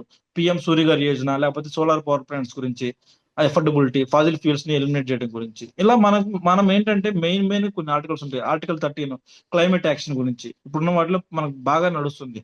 సో ఇలాంటివన్నీ కూడా మనం గుర్తుపెట్టుకోగలిగితే మనకు చాలా ఈజీ అవుతుంది. నేను అదే చెప్తున్నా, నాకు కొంచెం ఆ రిటెన్షన్ పవర్ ఉంది కాబట్టి నాకు ఆ ఇబ్బంది లేదు. కానీ చాలా మంది ఇబ్బంది పడుతుంటారు అనమాట, ఎలా గుర్తుపెట్టుకోవాలని చెప్పేసి. సో ఒక స్టోరీ రూపంలోనో ఒక నిమోనిక్స్ రూపంలో పెట్టుకుంటే చాలా ఈజీ అవుతుంది మీకు. మూడు చెప్పారు హౌ టు రిమెంబర్ అనేది. ఫస్ట్ ఏంటంటే, సో కంపారిజన్. ఆప్షన్స్ అంటే కంపారిజన్ అంటే ఇప్పుడు మీకు చూడండి విజయనగరం ఎంపైర్లో ఎవరు ఫౌండర్ అన్నప్పుడు ఆ టైంలో ఢిల్లీ సుల్తానేట్ ఆ టైం లైన్ ప్రకారం. సెకండ్ ఇది ఏంటంటే నిమోనిక్స్. థర్డ్ ఆస్పెక్ట్స్ ఏంటంటే ఎంసీక్యూ నాకు సాల్వ్ కూడా చేసేటప్పుడు ఆప్షన్స్ కానీ మీరు చూసినట్లయితే ఆప్షన్స్ని అనలైజ్ చేస్తే ఆటోమేటిక్గా నీకు క్లారిటీ వస్తుంది. క్లారిటీ వచ్చిందంటే నీకు కన్ఫ్యూజన్ పోయినట్టే. అది మాత్రం మీరు చేసినట్లయితే ఈ 3 పద్ధతులు మీరు అలవాటు చేస్తే ఏది గుర్తుండాలో గుర్తుంటుంది. మీకు ఆ ఎగ్జామ్ టైంలో కన్ఫ్యూషన్ పోతుందని. ఎగ్జామినర్ యొక్క మైండ్ సెట్ నీకు అర్థమవుతుంది. ఎగ్జామినర్ యొక్క మైండ్ సెట్ ఎక్కడైతే అతను ట్విస్ట్ చేయాలనుకుంటున్నాడో ఆ ట్విస్ట్కి నువ్వు ట్విస్ట్ అవ్వు. లేదు బుక్ ప్లెయిన్గా చదువుకుంటూ వెళ్ళిపోయినా అనుకోండి, ఫస్ట్ పేజ్ నుంచి లాస్ట్ పేజ్ వరకు, అది ఏపీ హిస్టరీ అయినా పాలిటీ అయినా నీకు గుర్తున్నది. లాస్ట్ టైం నేను ఒక స్టూడెంట్ కూడా, సార్ మీరు క్లాస్ చెప్పేటప్పుడు నాకు మీ దాంట్లో డైలీ టెస్ట్ వీకెండ్ రాసేటప్పుడు బాగా క్లారిటీ వస్తుంది, ఎగ్జామ్ రాసినప్పుడు కూడా నాకు కాన్ఫిడెన్స్ వస్తుంది, వేరే మాస్టర్తో చెప్పేటప్పుడు అది నాకు కనెక్ట్ అవ్వట్లేదంటే ఐ డూ ఓన్లీ 2 థింగ్స్. మీకు క్లాస్కి వచ్చేటప్పుడు కూడా నేను కూడా ఏం చేసి వస్తాను, exercise, current affairs quiz practice చేస్తాను, అదేవిధంగా ఎంసీక్యూస్ పీవైక్యూస్ కూడా ఇప్పటికీ ప్రాక్టీస్ చేస్తానండి. కావాలంటే నా టేబుల్ మీద అవే ఉంటాయి. ఎందుకంటే నీకు క్లారిటీ ఉండాలి, ఏది గుర్తుపెట్టుకోవాలి అదే చెప్తాను. అనవసరం అవసరం లేదనేసి 100% చెప్తాను. వచ్చినా నాకు రాదు నీకు రాదు, అంతే కదా. నీకు వస్తే నాకు అప్పుడు నా ప్రాబ్లం. ఓకే. సో కానీ నాకు రావాల్సిన మార్క్స్లో నేను compromise. That's what I believe in. అది స్టూడెంట్స్కి ఎప్పుడైతే అర్థమవుతుందో మీరు రేపు ర్యాంకర్స్ లాగా వేణులాగా 10 మందికి 100 మందికి 1000 మందికి చెప్తారు. ఓకేనా. ఇప్పుడు అతను చెప్పిన మాటలకి ఎందుకు వ్యాలిడిటీ ఉందంటే హీ హాస్ ప్రూవ్డ్ ఇట్. ఎగ్జామ్కి ఏం కావాలి, డిమాండ్ ఆఫ్ ద ఎగ్జామ్ కావాలి. ఇక్కడ మీరు అడిగిన ఐఫోన్ how to remember names and years అనేది ఎగ్జామ్ మొత్తం జిస్ట్ అంతా క్వశ్చన్లు అడిగారు. So try to remember that there are 3 things only: comparative study, mnemonics and solving the MCQs. అది పీవైక్యూస్ కావచ్చు, ప్రాక్టీస్ క్వశ్చన్స్ కావచ్చు. సో అక్కడ ఎంసీక్యూస్ అంటే రైట్ ఆన్సర్ పెట్టేసి వదిలేయడం కాదు. Who is the founder of Saluva dynasty అంటే ఒక 4 ఆప్షన్స్ ఉంటాయి. సో అక్కడ దాంట్లో సాల్వా డైనాసిటీ ఎవరైతే ఫౌండర్ ఉంటారో మీకు తెలిసి ఉంటుంది. రిమైనింగ్ 3 ఆప్షన్స్ వాళ్ళ డైనాసిటీ ఫౌండర్కి అతనికి లింక్ ఏముంది అని నీకు తెలిసినప్పుడే క్లారిటీ వస్తుంది, కన్ఫ్యూషన్ పోతుంది. You want to add it hear anything? అంతే సార్. మోస్ట్లీ ఎంసీక్యూస్ సాల్వేషన్ లో కూడా మనకు ఒక చిన్న టెక్నిక్ ఉంటుంది. అదే మనం నెంబర్ ఆఫ్ టైమ్స్ సబ్జెక్ట్ చదివినప్పుడు కాన్సెప్చువల్ క్లారిటీ వల్ల కానీ రివర్స్ ఇంజనీరింగ్ టెక్నిక్ వల్ల కానీ మనం ప్రాసెస్ ఎలిమినేట్ చేస్తాం, ఆప్షన్స్ ఎలిమినేషన్ అనేది. ఆ ఆప్షన్ ఎలిమినేషన్ లో మనం ఇవి కూడా ఎందుకు అడిగాడు ఎగ్జామ్ అయిపోయిన తర్వాత ఒకసారి చూసుకోగలిగితే అతని ఇంపార్టెన్స్ ఏంటి మనకు తెలుస్తుంది. అంటే కొంచెం స్టార్టింగ్ లో టైం పట్టొచ్చాము కానీ తర్వాత తర్వాత మీకు ఆ ప్రాసెస్ అనేది అలవాటు అయితే చాలా ఫాస్ట్ గా ఉంటుంది. Plus decoding of the exam అన్నమాట. ఇంకోటి ఏంటంటే ఎగ్జామ్ ని ఎగ్జామ్ లానే రాయండి, సీరియస్ గా రాయండి. లైక్ ప్రతిదీ నేను లాస్ట్ రోజు కూడా చూశాను. ఎట్లా అంటే go and right it as a mock test అని రాశారు. 20 కోట్లు పెట్టి ఎగ్జామ్ కష్టపడి వాళ్ళు కండక్ట్ చేస్తుంటే మీరు ఇక్కడ మాక్ టెస్ట్ అనుకుంటున్నారు. లైక్ అలా కాదు. నేను నిజంగా చెప్తున్నాను. నేనేం చేసామంటే ప్రతి పేపర్ ని కూడా చాలా సీరియస్ గా తీసుకొని దాని నుంచి తెలుసుకొని వాటిని నేను మళ్ళీ నేను ప్రిపేర్ అయ్యామండి అనమాట. సరే ఇలా మనం ఎందుకు చదవలేకపోయాము, ఇలా ఈ పాయింట్ ఎందుకు మిస్ చేసాము అని నేను బాగా వాటిని గ్యాదర్ చేసుకొని మ్యాటర్ ని మళ్ళీ బ్యాక్ టు నేను స్టడీ బుక్ వెళ్ళామండి. ఓకే ఈ పాయింట్ మనం మిస్ అయ్యాము. అది ఎప్పుడు తెలుస్తుంది మనకి, నీ నీ నాలెడ్జ్ ని టెస్ట్ చేసే పేపర్ ఉన్నప్పుడు నీకు తెలుస్తుంది. So right way of solving కూడా ఇంపార్టెంట్ అనమాట. మనం మంచి పేపర్స్ తీసుకోవాలి. నేనేం చేసానంటే NDA, CDS, other state PYQs and ACF assistant commandant, UPSC conduct చేసే ఏ పేపర్ అని తీసుకోండి మీరు, చాలా క్వాలిటీగా ఉంటుంది, చాలా ఎక్సలెంట్ గా అడుగుతారు అనమాట. ఎందుకంటే నేషనల్ వైడ్ గా ఉన్న సెంట్రల్ యూనివర్సిటీ ప్రొఫెసర్ తయారు చేస్తారు పేపర్స్. చాలా బాగుంటాయి క్వశ్చన్స్, స్టాండర్డ్ క్వశ్చన్స్ అనమాట, కాన్సెప్చువల్ గా ఉంటాయి. అవన్నీ మనం చూసుకోవచ్చు అనమాట. ఎకానమీ ఇండియా వైడ్ గా ఒకటేనా, పాలిటీ ఇండియా వైడ్ గా ఒకటేనా, ఇండియన్ హిస్టరీ ఒకటేనా, ఆల్మోస్ట్ అంటే ఇప్పుడు ఢిల్లీ సుల్తానేట్స్ మారదు, మొఘల్ డైనాసిటీ మారదు, అండ్ ఆల్సో ఇటు పక్క వచ్చేసరికి చోళ డైనాసిటీ మారదు. అంటే మళ్ళీ ఇవన్నీ కూడా ఎక్కడైనా ఇండియా వైడ్ గా ఉంటాయి అనమాట. సో ఇక్కడ నుంచి మనం క్వశ్చన్స్ అనేది తీసుకుని అండర్స్టాండ్ చేసుకోవచ్చు అనమాట. దయచేసి మీరు అది నేర్చుకోండి. ఎంసీక్యూస్ నుంచి కూడా మనం ఎలా చదువుకోవచ్చు తెలుస్తుంది అనమాట సబ్జెక్ట్ ని. Next question is asking NCERT books to read, old or new books చదవాలా, ఎవరి సబ్జెక్ట్కి ఎన్సీఆర్టీ చదవాలా? మనకి ఎన్సీఆర్టీస్ చదివే అన్ని బుక్స్ ఇక్కడ గ్రూప్ 2 లో తక్కువే ఉంటాయండి. మీకు ఒకటి ఏపీ ఎకానమీకి ఒకటి ఉంటుంది ఎన్సీఆర్టీ చదువుకోవాల్సింది. సెకండ్ థింగ్ వచ్చేసి పాలిటిక్ ఉంటుంది. ఈ రెండు మనం చదువుకోవాలి. దయచేసి అంటే ఎన్సీఆర్టీ చదవద్దని నేను చెప్పను, కానీ స్టాండర్డ్ మెటీరియల్ ఏదైనా తీసుకొని మీరు చదువుకోవచ్చు. కానీ టైం తక్కువ ఉంది మీకు. ఇక్కడ టైం ఈజ్ వాల్యుబుల్ అనమాట. మీకు ఒకవేళ ఆల్రెడీ నేను చదివేస్తున్నాను అనుకుంటే మెయిన్ గా పాయింట్స్ ఎక్కడ ఉంటే తీసుకోవచ్చు. స్టార్టింగ్ స్టేజ్ లో ఉన్నారనుకోండి చదువుకోవచ్చు. ఎంసీక్యూస్ ఇండియన్ హిస్టరీ సంబంధించి మీరు ఒకటి బుక్ తీసుకుని ఫాలో అవ్వచ్చు. కానీ ఇక్కడంతా గ్యాదర్ చేసి మీకు ఇస్తారు లైక్ స్టడీ మెటీరియల్స్ లో. అది కొంచెం ఫాస్ట్ గా అవుతుంది, కొంచెం లూసిడ్ గా ఎక్స్ప్లెయిన్ చేస్తారు. చూడండి, మీకు అన్ని అవసరం లేదు. ఎకానమీ మాత్రం ఎన్సీఆర్టీస్ ఫాలో అవ్వండి, ఎందుకంటే కొంచెం అది స్టాండర్డ్ బుక్ బాగుంటది. కానీ ఇండియన్ హిస్టరీకి మాత్రం ఐఎమ్ నాట్ నేను అడ్వైస్ చేయను గ్రూప్ 2 లెవెల్లో. అంత అవసరం లేదు. అండ్ ఎస్ఎన్టీ కంటారా, మనకి అంత ఎన్సీఆర్టీస్ లేవు అనమాట. ఏది ఆ, వాటికి సంబంధించిన ఎగ్జామ్ రిలేటెడ్ గా. సో డైనమిక్ పార్ట్ మీద ఉన్నాయి. మీరు ఫోకస్ చేస్తే స్టాండర్డ్ బుక్స్ తీసుకోవడం బెటర్ ఎన్సీఆర్టీస్ తో పోలిస్తే. గ్రూప్ 2 కి 1 కంటారా నేను చెప్తాను, చదువుకోమని చెప్తాను ఇది ఎన్సీఆర్టీస్ ని. 2 కి అన్ని అవసరం లేదు. ఎకానమీ ఓదానికి సరిపోతుంది. పాలిటీ కూడా కావాలి. పాలిటీ మర్చిపోయాను, ఒకటి ఉంటుంది 11th క్లాస్ లో ఇండియన్ కాన్స్టిట్యూషన్ అనే ఒక బుక్ ఉంటుంది. ఒక 70 రూపీస్ పెడితే వస్తుంది ఆ బుక్. అది చదువుకోండి, మీకు కాన్సెప్చువల్ క్లారిటీ బాగుంటుంది. NCERTs are not mandatory for group 2 అండి. ఎన్సీఆర్టీ మీరు చదవాల్సిన అవసరం లేదు నన్ను అడిగితే. ఫర్ గ్రూప్ 2కి ఎప్పుడు చదవాలంటే మీరు degree first year second year ఆ టైంలో ఉన్నప్పుడు ఎన్సీఆర్టీ చదవాలి. ఇప్పుడు ఏం చదవాలంటే స్టాండర్డ్ బుక్ ఒకటి చదువుకోవాలి. ఎక్కడైనా వీలైతే పీవైక్యూస్ ఎక్కువ సాల్వ్ చేయండి. ఎందుకంటే ఎన్సీఆర్టీ ఒక బుక్ చదవడానికి మినిమం 40 డేస్ నుంచి 60 డేస్ పట్టేస్తుంది. అలానే దాంట్లో ఉన్న కంటెంట్ సరిపోతుందంటే సరిపోదు. దాని నుంచి క్వశ్చన్స్ రావా అని చెప్పలేమంటే చెప్పలేం. ఎందుకంటే ఒక స్టాండర్డ్ బుక్లో ఆల్మోస్ట్ ఎన్సీఆర్టీలో ఏదైతే కవర్ అయి ఉంటుందో ఇక్కడ కవర్ అయిపోతుంది కాబట్టి. So to avoid the duplication, only saying that to avoid the duplication, save time. So that's my solution. So next question is asking that Vinay Kumar, sir, what about the mindset when you're preparing for competitive field? The success rate is very marginal. యాక్చువల్గా నేను మా village లోనే ఇక్కడ నేను చాలా మంది చూశానండి. నేను చాలా మంది ప్రిపేర్ అవ్వచ్చు కదని నేను కూడా జస్ట్ అడ్వైజ్ చేస్తాను. బట్ వాళ్ళు ఏమంటారంటే మనకి ఎక్కడ వస్తాయిలే అంటారు. ఇప్పుడు నువ్వు ప్రిపేర్ అవ్వాలనుకున్న దానికి నువ్వు నువ్వు స్టిక్ అని అంటే నీకు పర్లేదు, నీ మీద నీకు నమ్మకం ఉండాలి. ప్రిపరేషన్ స్టార్ట్ చేసేటప్పుడు అదే అంటున్నాను, ఒక 2-3 మంత్స్ టైం పెట్టండి. బీటెక్ లో ఖాళీగానే ఉంటారు కదా. బీటెక్ లో first year, third year, fourth year మనం చేసే పని ఏముంటది, ఏముండదు. అలా డిగ్రీలో కానీ. సో అప్పుడు మీరు ఆ బుక్స్ ఓపెన్ చేయండి, మీకు ఇంట్రెస్ట్ ఉన్న బుక్స్ తెచ్చుకొని చూడండి. 2-3 మంత్స్ చూడండి, మనము ఫ్లెక్సిబుల్ గా కూర్చొని చదువుకోగలుగుతున్నాం లేదా మీకు అర్థమవుతుంది. మీరు కంటిన్యూ అవ్వచ్చు. అసలు మనం ప్రయత్నమే చేయకుండా ఆ, చాలా మంది వదిలేస్తుంటారు అనమాట. సెకండ్ థింగ్ వచ్చేసి ఇది ఎలాగా, ఇప్పుడు ఒకసారి మనం ఒక ఒక వైఫ్ ని పెళ్లి చేసుకున్నామండి. అది మంచిదో చెడ్డదో మనం ఏం చేయాలి, దాంతో మనం ఖచ్చితంగా ఉండాలి. తప్పదు. ఎందుకంటే దాన్ని మనం మౌల్డ్ చేసుకోవాలి. మధ్యలో వదిలేస్తావా? ఇది అంతే. ఒక ఎగ్జామ్ మీరు తీసుకున్నప్పుడు ఖచ్చితంగా మీరు ఏం చేయాలి, ఆ ఎగ్జామ్ ని ఖచ్చితంగా మన తగ్గట్టుగా మార్చుకోవాలి. చేసుకున్న తర్వాత నాకు ఇష్టం లేదంటే ఎట్లా కుదురుతుంది, కుదరదు. ఇక్కడ కూడా అంతే. మనం ఒకసారి వచ్చిన తర్వాత ఇది నా వల్ల కాదు, ఇది కుదరదు అంటే కాదు. మనం ఒకసారి దిగామంటే అది ఖచ్చితంగా మనకు అనుకూలంగా ఉంటే మనం చేసుకోవాలి. అదే ఆప్షన్. ఇప్పుడు మీకు ఎగ్జామ్ అయిపోయిన తర్వాత యూపీఎస్సీ వాళ్ళకి కానీ, గ్రూప్ 1 వాళ్ళకి కానీ, లేకపోతే మాకైనా సరే ఇల్లు మమ్మల్ని డైరెక్ట్ చైర్లో కూర్చోబెట్టి మాకేమి పులప అని పేరు అక్కడ. సేమ్ ప్రాబ్లమ్స్ ఉంటాయి. ఎక్కడ ఉన్నాయి అక్కడ కూడా ఉంటాయి అనమాట. ఇక్కడ కంటే ఇన్ఫాక్ట్ చెప్పాలంటే ఇక్కడ అక్కడే ఎక్కువ ఉంటాయి. ఇక్కడ నువ్వు ఓన్లీ పుస్తకంతో మాత్రమే చదువుతావు. నీకు ఒక ఒక ఒక ఒక మైండ్ లో ఏమి లేని జస్ట్ బుక్ ఉంటుంది నీ ముందు, చదువుకోవడమే. అక్కడ రకరకాల క్యాండిడేట్లు ఉంటారు అనమాట. సో వాటికన్నా కానీ చదువుకోవడం చాలా ఈజీ అండి. నేను చెప్పేది ఏంటంటే చదువుకోండి, బాగా చదువుకోండి. అంతే తప్పించి ఇవి కష్టంగా ఉంటాయా ఈజీగా ఉంటాయి అనేది పక్కన పెడితే, ఒకసారి మనం ఎందుకు వచ్చామా అనేది మనకి ఎగ్జామ్ పర్స్పెక్టివ్ మనకు తెలియాలి. ఆ ఎగ్జామ్ ఓరియంటేషన్ ఎందుకు వచ్చామని చెప్పేసి తెలిస్తే మీకు ఈజీగానే ఉంటది. నేను ఎక్కడా కూడా నేను అసలు నేను ఇంట్రడ్యూస్ చేసుకోలేదు. నేను 2018 లో ఉన్నప్పుడు నాకు స్టేట్ 12th ర్యాంక్ అప్పుడు రాసినప్పుడు.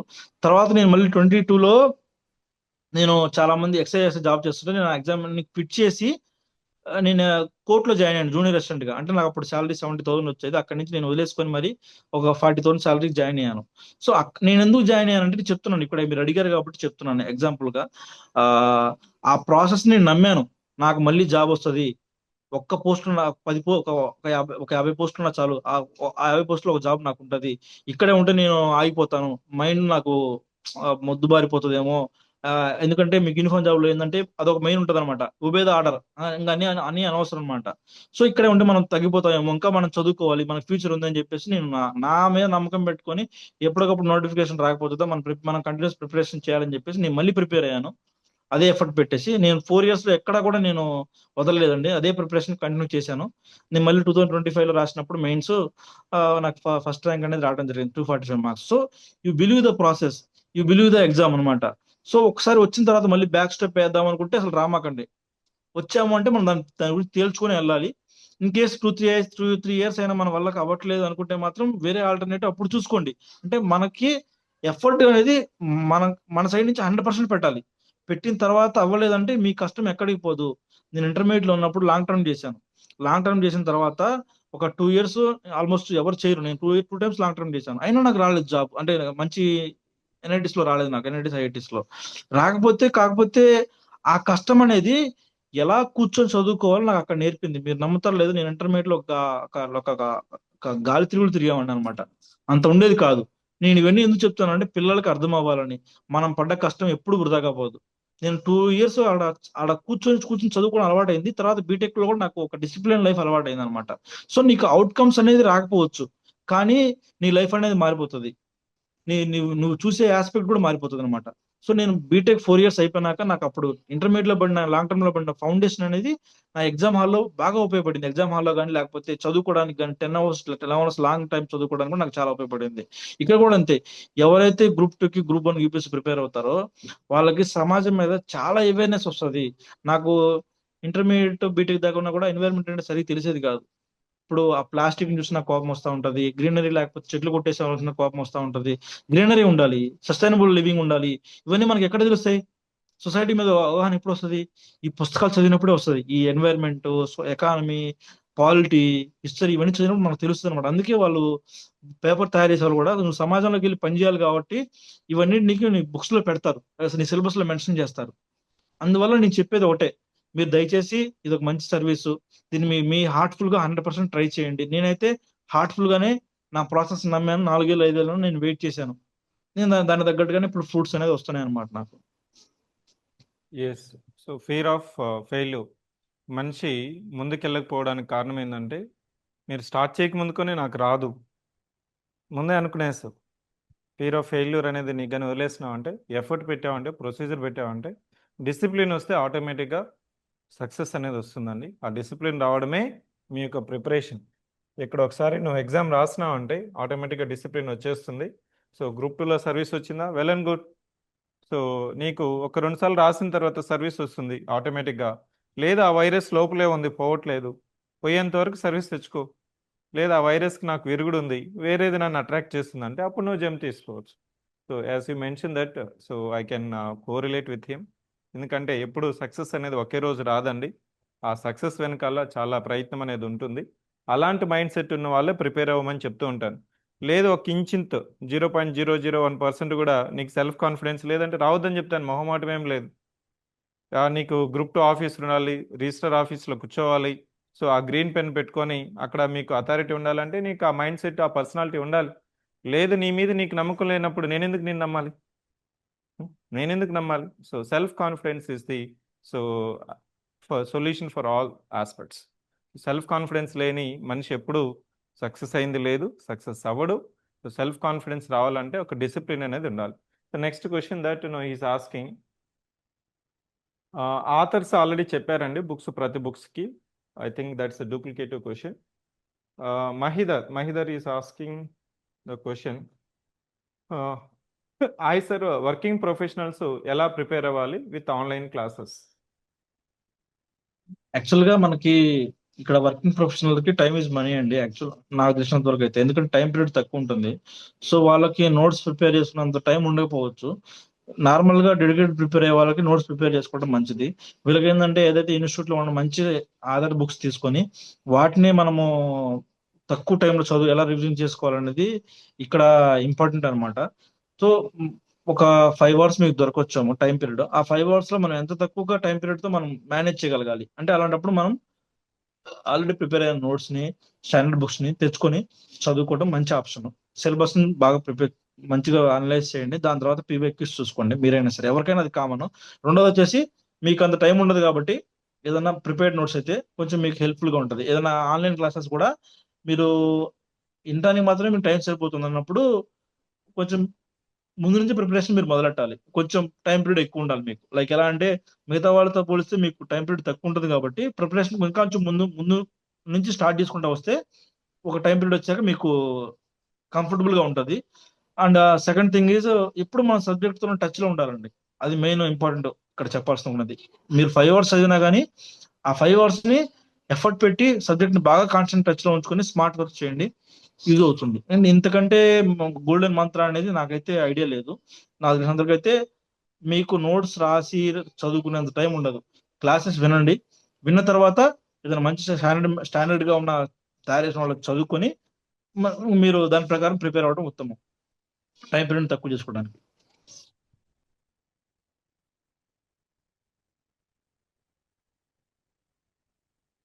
He is asking that, sir, in Group 2 syllabus, it is mentioned as Indian Constitution, and some are saying it as Indian polity. Which is correct? What is the difference? I think in class lo adi answer chestanu. I think we'll take a new question. Hello sir, good morning. APPSC Group 2 లో prelims కి 30%, SC కి cut off ఎలా జరుగుతాయి? ఇది incorrect అండి. ఇది cut off ఇక్కడ మనకి స్టాండర్డ్ మార్క్స్ 40%, 35%, 30% కాదు. అక్కడ ఉన్న రిలేటివ్ పెర్ఫార్మెన్స్ ఆ రోజు జరిగిన ఎగ్జామ్లో మనకి జనరల్గా దాన్ని బట్టి ఉంటుంది, కానీ మీకు పర్సంటేజ్ కాదు. Bhaskar is asking what is the optimal sleep cycle for aspirants that you can take up. ఇక్కడ యాక్చువల్ గా మనం one of the main important factor sleep అండి. Food, right sleep, right food and right preparation. ఈ మూడు అనేది నేను ఇదే చేసేవాడిని యాక్చువల్ గా. కుదిరితే మనం డైలీ ఒక 1 అవర్ ఆర్ 40 minutes మంచి ఎక్సర్సైజ్ చేసుకోండి. ఎందుకంటే మనకి ఎండార్ఫిన్స్ అని అవి రిలీజ్ అవుతాయి బాడీలో. వాటి వల్ల మనకి ఏమవుతుందంటే కొంచెం బాడీ ఫ్రీగా యాక్టివ్ గా ఫంక్షన్ అవడానికి బాగుంటది. ప్లస్ మనం యాక్టివ్ ఉండగలుగుతాం డే మొత్తం. చిన్న పెట్టుకుంటే ఒక టైప్ ఆఫ్ చిన్న ఎక్సర్సైజ్ పెట్టుకోండి. దాని తర్వాత మినిమం 7 అవర్స్ అనేది నిద్రపోవాలండి. నేను ఒకసారి ఒక గ్రూప్ లో చూశాను, అందరూ పడుకున్నప్పుడు మనం చదువుకుంటే ర్యాంక్ వస్తుందని. ఇవన్నీ షిట్ అండి. లైక్ నేను అప్పుడు చెప్పాను ఏమనంటే ఏం చెప్పానంటే సరే నువ్వు చదువుతావు, కానీ అందరితో పాటు వాళ్ళు ఎగ్జామ్ రాస్తారు, నువ్వు మాత్రం హాస్పిటల్కి వెళ్తావని చెప్పాను. ఎందుకంటే సర్కాడియన్ రిథమ్ అని మనకు ఒకటి ఉంటుంది బాడీలో. ఆ రిథమ్ అనేది డిస్టర్బ్ అవ్వకూడదు, గుర్తుపెట్టుకోండి. ఆ 24 అవర్స్ స్లీప్ సైకిల్ అనేది నువ్వు ప్రిపరేషన్ చేస్తున్నప్పుడు ఆ లైక్ ఎలా ఉండాలంటే నువ్వు ఒక కాన్స్టెంట్ టైం పెట్టుకో, మంచి హెల్త్ పెట్టుకో, దాని ప్రకారమే ఫాలో అవ్వు. అలా కాకుండా నువ్వు ఆ స్లీప్ సైకిల్ ని కానీ సర్కాడియన్ రిథమ్ కానీ డిస్టర్బ్ చేసావంటే మాత్రం నువ్వు ఇబ్బంది పడతావు. ఎగ్జామ్ హాల్కి వచ్చేసరికి లాస్ట్ 10 days లో నీకు జ్వరం వచ్చినా, లేకపోతే ఏదైనా ఇబ్బంది పడినా, హెల్త్ హాస్పిటల్ పాలైనా నీ కష్టం మొత్తం వృధాగా అయిపోతుంది. సో ఇక్కడ మిరాకిల్స్ ఏమి ఉండవు. మీరు అనుకుంటారు మీకు మీరే కాంపిటీటర్, మీకు మీరే ప్రిపరేషన్ చేసుకోవాలి. మీరు చదివే 7 అవర్స్ అయినా 8 అవర్స్ అయినా హార్ట్ఫుల్ గా చదవండి. యూపీఎస్సీ ఆస్పిరెంట్స్ కూడా చదవరండి. అంతే మీరు చూడండి, చాలా మంది లాంగ్ టర్మ్ ప్రిపరేషన్ చేస్తారు కాబట్టి 7 అవర్స్ 8 అవర్స్ చదువుకుంటారు హ్యాపీగా. Mostly 10 hours more than enough. దయచేసి ఫిక్స్డ్ టైం పీరియడ్స్ పెట్టుకోండి, మంచి హెల్తీ ఫుడ్ తీసుకోండి. దాంతోపాటు కుదిరితే కొంచెం మెడిటేషన్ లాంటివి ఏదైనా చేసుకుంటే మీకు బ్రెయిన్ కి బాగుంటుంది. అంతకుమించి ఎక్స్ట్రా టైం పీరియడ్ ఇక్కడ మిరాకిల్స్ చేస్తారని అనుకోవద్దు. మనం చేయాల్సింది చేసే అరగంట అయినా సరే ఫోకస్డ్ గా ఆ టాపిక్ ని చదువుకోవాలి, మైండ్ పెట్టి, డిస్ట్రాక్షన్స్ లేకుండా. నేనైతే మినిమం 7 to 8 అవర్స్ నిద్రపోయామని, ఇంకెక్కువ పడుకునేవాడిని చెప్పాలంటే. నిద్ర వస్తే నిద్ర ఆపుకోవాల్సిన పని లేదండి, వెళ్ళి పడుకోండి, లేచి మళ్ళీ హ్యాపీ చదువుకోవచ్చు. అంతే తప్పించి దానికోసం మనం ఏదో వేరే వేరే అదర్ యాక్టివిటీస్ చేస్తుంటాం, అది అవసరం లేదు. ఫ్రెష్ గా ఉండాలి మైండ్ చదువుకోవడానికి, అంతే. Right food, right sleep, right preparation. Next Rajita, she is asking, which is better for Group 2 current affairs? Monthly మ్యాగజైనా, డైలీ న్యూస్ పేపర్ నోట్స్, లేకపోతే ఒకటి సరిపోతుందా, అన్నీ ఫాలో అవ్వాలా? ఇక్కడ యాక్చువల్ గా మ్యాగజైన్ ఒకటి కొనుక్కోండి. మన ఇన్స్టిట్యూట్ మ్యాగజైన్ తీసుకోండి, బాగుంటది. నేను 2 మ్యాగజైన్స్ చెప్పాను. దాంట్లో వన్ ఆఫ్ ద మ్యాగజైన్ వచ్చేసి మన ఏపీలో తయారు చేస్తున్న మ్యాగజైన్స్ లో Group 2 లెవెల్లో, Group 2, Group 1 లెవెల్లో సెంటర్ బాగుంటుంది, అది తీసుకోండి. దాంతో పాటు మీరు daily current affairs daily paper చూస్తే మీరు ఎక్కువ టైం స్పెండ్ చేయొద్దు. ఓన్లీ 45 minutes నుంచి 1 hour లోపే అది ఉండాలన్నమాట. అంతకంటే ఎక్కువ ఉన్నా కానీ మీకు టైం తినేస్తుంది. చూస్తే ఏమవుద్దంటే మీకు పిక్టోగ్రాఫిక్ మెమరీ కానీ పేపర్లో చూసినప్పుడు, సపోజ్ సిజిఐని ఎవరు ప్రమాణ స్వీకారం చేస్తారు? ప్రెసిడెంట్ చేపిస్తాడు. అదే రిమైనింగ్ జడ్జెస్ ని ప్రమాణ స్వీకారం చేపించేది చీఫ్ జస్టిస్ ఆఫ్ ఇండియా. ఇక్కడ కూడా ఏపీలో కూడా అంతే. మనకి ఇక్కడ హైకోర్టు జడ్జిని చేసేది సిజిఐ చేపిస్తాడు, సిజిఐ చేపించేది గవర్నర్. సో మనకి ఇవన్నీ కన్ఫ్యూజన్ లేకుండా ఆ ఫోటో చూసినప్పుడు ఏమవుతుందంటే ఈజీగా మనకి తెలిసిపోద్ది అనమాట. మనం అరే గవర్నర్ గా చేసిందని మనం ఫిక్స్ అయిపోతాం. చూసి మనం చదివిన దానికన్నా కానీ చూసిన దానికి మనం ఎక్కువగా గుర్తుపెట్టుకుంటాం అనమాట. రెండోది, ఏదన్నా ఇంపార్టెంట్ పాయింట్స్ అనేది న్యూస్ పేపర్లో ఖచ్చితంగా ఉంటాయి. అవన్నీ ఒక హోలిస్టిక్ గా ఉంటాయి అనమాట. అవి మీరు కొంచెం చూసుకుంటే డైలీ ఉన్నప్పుడు కొంచెం చూస్తే బెటర్ అని నా నా అంచనా. అది అందరికి అలా ఉండాలని రూల్ ఏం లేదు. కొందరు ఏంటంటే మంత్లీ మ్యాగజైన్ మొత్తం ఒకసారి చదువుతారు, ఒక 2-3 డేస్ చదువుకుంటారు, అది మీ ఇష్టం. కానీ డైలీ పేపర్ చూస్తే ఏంటంటే సామాజిక అంశాల మీద మీకు ఒక అండర్స్టాండింగ్ అనేది ఏర్పడుతుంది. అది మాత్రం చెప్పగలను. ఎస్ అండి, 2:30 వరకు అందరూ తెచ్చుకుంటారు. 2:30 తర్వాత దాటాలంటే మాత్రం నువ్వు న్యూస్ పేపర్ చదవాలి. ఎక్కడో ఒక పాయింట్, ఎక్కడో మ్యాగజైన్లో కవర్ చేయలేము మేము కూడా, ఎందుకంటే లిమిటేషన్ ఉంటుంది. మ్యాగజైన్ తయారు చేసేటప్పుడు లిమిటేషన్ ఉంటుంది మాకు. మొత్తం కంటెంట్ ఇవ్వలేం కదా, న్యూస్ పేపర్లో ఇచ్చిన ప్రతి అంశాన్ని కూడా మేము ఇవ్వలేం. సో అక్కడ లిమిటేషన్ అనేది మనం ఓవర్కమ్ చేయాలంటే డైలీ న్యూస్ పేపర్ తెచ్చుకుంటేనే 2:30 తర్వాత దాటే ప్రతి మార్కు న్యూస్ పేపర్ నుంచి వచ్చిన marks. Don't you agree? Sir exactly sir. కాకపోతే మ్యాగజైన్ అనేది ఎప్పుడు ఉపయోగపడుతుంది అంటే ఇప్పుడు వర్కింగ్ ప్రొఫెషనల్స్ కి, లేకపోతే కొంచెం తొందరగా మనం ఏం చదవాలి, ఎలా చదవాలి అనేది మీకు మ్యాగజైన్ లో కనపడుతుంది. వాళ్ళు ఎగ్జాక్ట్ గా రిప్రజెంట్ చేస్తారు, పలానా పలానా టాపిక్ చదువుకోవాలని చెప్పేసి. అది మనకి యూస్ అవుతుంది. నేను అందుకే చెప్తున్నాను, ఒక మ్యాగజైన్ తీసుకోండి ప్లస్ న్యూస్ పేపర్ చదువుకుంటే మీకు ఒక అండర్స్టాండింగ్ అనేది బాగా ఉంటుంది. ఆ కొంచెం నోట్ మేకింగ్ కూడా తగ్గుతుంది మ్యాగజైన్ తీసుకున్నప్పుడు. ఇంపార్టెంట్ పాయింట్స్ ఒకటి మనం చదువుకోవచ్చు. ఇంకొక స్టూడెంట్ అడుగుతున్నారు, is it better to focus on one subject at a time until completion or to study 2-3 subjects daily in rotation? I think it's ఇది యాక్చువల్ గా సార్, ఇది ఆస్పిరెంట్ మైండ్ సెట్ ని బట్టి కూడా ఉంటుంది మైండ్ సార్. సెట్ బట్టి ఉంటుంది. ఉంటుంది. సో మేమేం చేసామంటే 2-3 చదివాను అంటే, సపోజ్ ఒక 2 పేపర్ 1 తీసుకున్నాం అనుకోండి. ఈ రోజు మార్నింగ్ అంతా ఏపీ హిస్టరీ చదివితే ఈవినింగ్ వచ్చేసరికి పాలిటీ చదివేవాడిని. అప్పుడు ఏమవుతుందంటే కనీసం పేపర్ 1 మనం ఫోకస్ చేస్తాం అనిపిస్తుంది అనమాట. ఒకటే బుక్ చదివితే ఏమవుతుందంటే మీకు మోనోటానమీ కూడా వస్తుంది అనమాట. సో అలా కాకుండా కొంచెం వేరే కూడా చదివితే ఏమవుతుందంటే మీకు కొంచెం ఫ్రెష్, ఒక టైప్ ఆఫ్ డిఫరెంట్ చదివాలని తెలుస్తుంది. ప్లస్ ఒక పేపర్ మాత్రం చదువుకోండి. నేనైతే చెప్పగలేదు అది. ఈ రోజు ఒక పేపర్ చదివితే ఈ week next day or next 2 days ఆగి ఇంకో పేపర్ కూడా చదువుకోవడం ఉత్తమం. అలా కాకుండా డైలీ ఒకటే సబ్జెక్ట్ అనేది అంత అడ్వైజబుల్ కాదు నా దృష్టిలో. ఇట్స్ పర్స్పెక్టివ్ అండి. సో బేస్డ్ ఆన్ దట్ మీ మైండ్ సాచురేట్ అయింది అనుకో, change the subject, that's it. My solution is that చదువుతూ పోతున్నావు, you saturated with that, so you go with next alternative అంతే. Is asking, sir required valuable suggestion for working professional about how to manage time as I have work from 8 to 4. So he is working in university and his working time is 8 a.m. to 4 p.m. So he is asking how to manage. Sir manageable skills అనేవి మీరు working professionals కి చెప్పేది ఒకటేనండి. Readymade material తెచ్చుకోండి, దాంతో పాటు ఉన్న time period లో వాటిని రివైజ్ చేసుకోండి. ఒక మంచి టైం, తక్కువ టైం అనేది, ఒక సపోజ్ 8 to 4 వర్క్ చేస్తారు, ఒక 1 hour రెస్ట్ తీసుకోండి. 6కి రండి, 6 to 10, 6 to 9:30, 10 o'clock చదువుకోండి. ఎర్లీ మార్నింగ్ లేవండి, ఒక 2 hours 2 hours అనేది మనం పెట్టుకుంటే చాలు. నేనైతే ఆల్మోస్ట్ ప్రిపరేషన్ చేసింది గట్టిగా అయితే 6 to 7 hours చేశానండి, అంతకంటే ఎక్కువ చేయలేదు. సో ఆ టైం పీరియడ్ సరిపోతుంది, ఎందుకంటే మేము లాంగ్ టర్మ్ నుంచి ఉన్నాం కాబట్టి అంతకంటే ఎక్కువ చదవలేదు. సో మీరు కూడా ఏంటంటే కంటిన్యూస్ ప్రిపరేషన్ చేస్తున్నప్పుడు ఖచ్చితంగా 5 to 6 hours more than enough. కుదిరితే మీకు అర్థం కాని కాన్సెప్ట్ని ఆన్లైన్ క్లాసెస్ వినండి. విన్న తర్వాత ఇంకా మన టైం పీరియడ్ తగ్గుతుంది, రివిజన్ కి పనికి వస్తుంది. రెడీమేడ్ మెటీరియల్ మాత్రం తెచ్చుకోండి, మీకు నోట్స్ ప్రిపరేషన్ అంత అడ్వైజబుల్ కాదు. లైక్ మ్యాగజైన్స్, న్యూస్ పేపర్ చదవలేరు, మ్యాగజైన్ తెచ్చుకోండి. ఇంకోటి, బుక్స్ మీరు ఆల్రెడీ క్లాసెస్ వింటున్నారు, విన్న తర్వాత నోట్స్ రాసుకోలేరు కాబట్టి కుదిరితే ఇన్స్టిట్యూట్ వాళ్ళ నోట్స్ ఏమైనా రాస్తే తీసుకోండి, లేకపోతే స్టాండర్డ్ బుక్ నుంచే క్లాస్ విన్న తర్వాత చదువుకోండి. అది better option.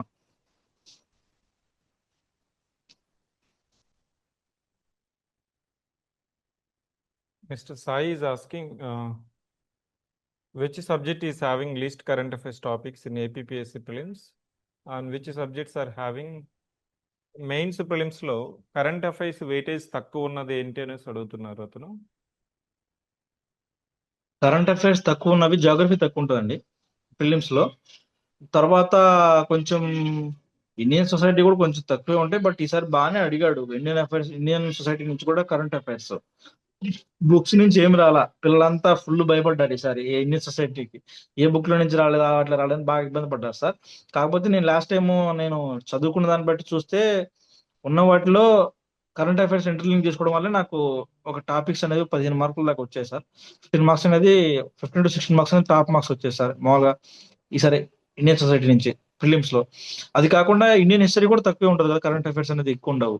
So current affairs మనం ఎక్కడ మెయిన్స్ పాయింట్ ఆఫ్ వ్యూలో ఇంటర్లింక్ చేసుకోవాలి. ప్రిలిమ్స్ లో ఇప్పుడు సపోజ్ ఎక్కడన్నా ఎర్త్ క్వేక్ వచ్చింది, లేకపోతే ఎర్త్ క్వేక్ వచ్చినప్పుడు మనం ఏం చేయాలి, what is meant by plates అని ఉంటాయి అనమాట. మనకి ఆ ప్లేట్ సిస్టమ్ కానీ, లేకపోతే క్రస్ట్, మ్యాంటిల్, కోర్ ఎక్కడెక్కడ ఉంటాయి, దాంతో పాటు ఇలాంటి మనం చదువుకోవడానికి ఉపయోగపడుతుంది. సిస్మిక్ పాయింట్ ఏంటి ఏంటి, ఫోకల్ పాయింట్ ఏంటి ఏంటి, ఫోకస్ అంటే ఏంటి, ఇట్లాంటివి, రెక్టర్ స్కేల్ అంటే ఏంటి, ఇలా ఏ దానికైనా సరే నువ్వు ఇంటర్లింక్ చేసుకోవచ్చు. ఇంటర్లింక్ అనే సబ్జెక్ట్ లేకుండా ఉండదు. నువ్వు కాకపోతే సిలబస్ ని తెలుసుకున్నప్పుడే నీకు అర్థమవుతుంది అనమాట. ఇండియన్ సొసైటీ కూడా అంతే.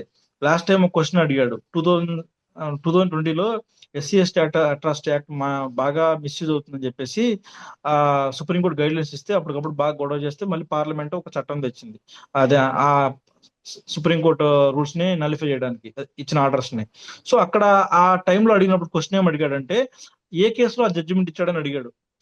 2026లో ప్రిపేర్ అయ్యేవాడు 2020 క్వశ్చన్ అడిగితే మనం ఏం చేయలేము. కాకపోతే నాకు అప్పుడు Kashi Mahajan versus state of Maharashtra ఇప్పుడు కూడా నాకు బాగా గుర్తు అనమాట. ఎందుకంటే నేను ఆ బ్యాక్గ్రౌండ్ చదివాను.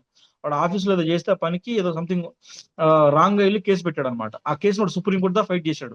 సో ఇట్లా మిస్ అవుతుందని చెప్పేసి ఆ బ్యాక్గ్రౌండ్ చదవబట్టి నాకు ఆ క్వశ్చన్ గుర్తుంది అనమాట 5 years తర్వాత కూడా. సో మనం ఎవ్రీథింగ్ అనేది కరెంట్ అఫైర్స్ ని ఇంటర్లింక్ చేసుకోవాలంటే చేసుకోవచ్చు.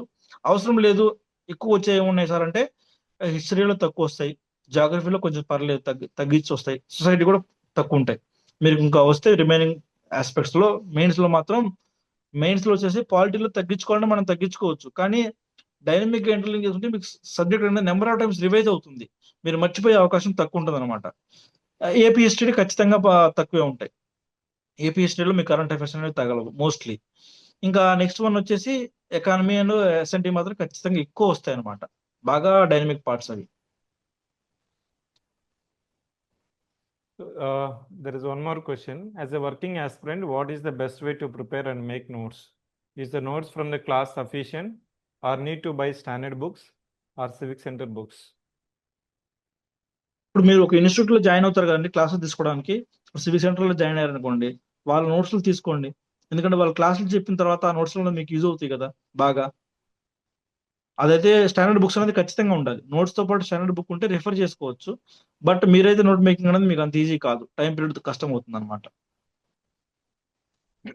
Yes, we have answered all the questions which are typed in the chat box. మీరు ఏమైనా మాట్లాడాలంటే హ్యాండ్ రైస్ చేస్తే నేను అన్మ్యూట్ చేస్తాను. నా will take up questions from offline students. We have offline students. So అడిగిన ప్రశ్న కాకుండా ఏదైనా మీకు సంబంధించిన ఏదైనా క్వశ్చన్ ఉంటే అడగండి. ఎస్.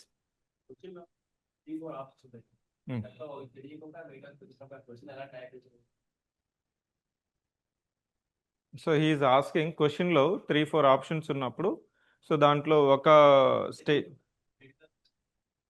అంటే ఇక్కడ ఒక స్టేట్మెంట్ 4 స్టేట్మెంట్స్ ఉన్నాయి.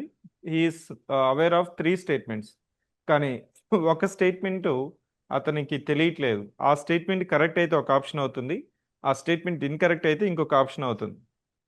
సో అలాంటి క్వశ్చన్స్ ఎలా ట్యాకిల్ చేయాలి?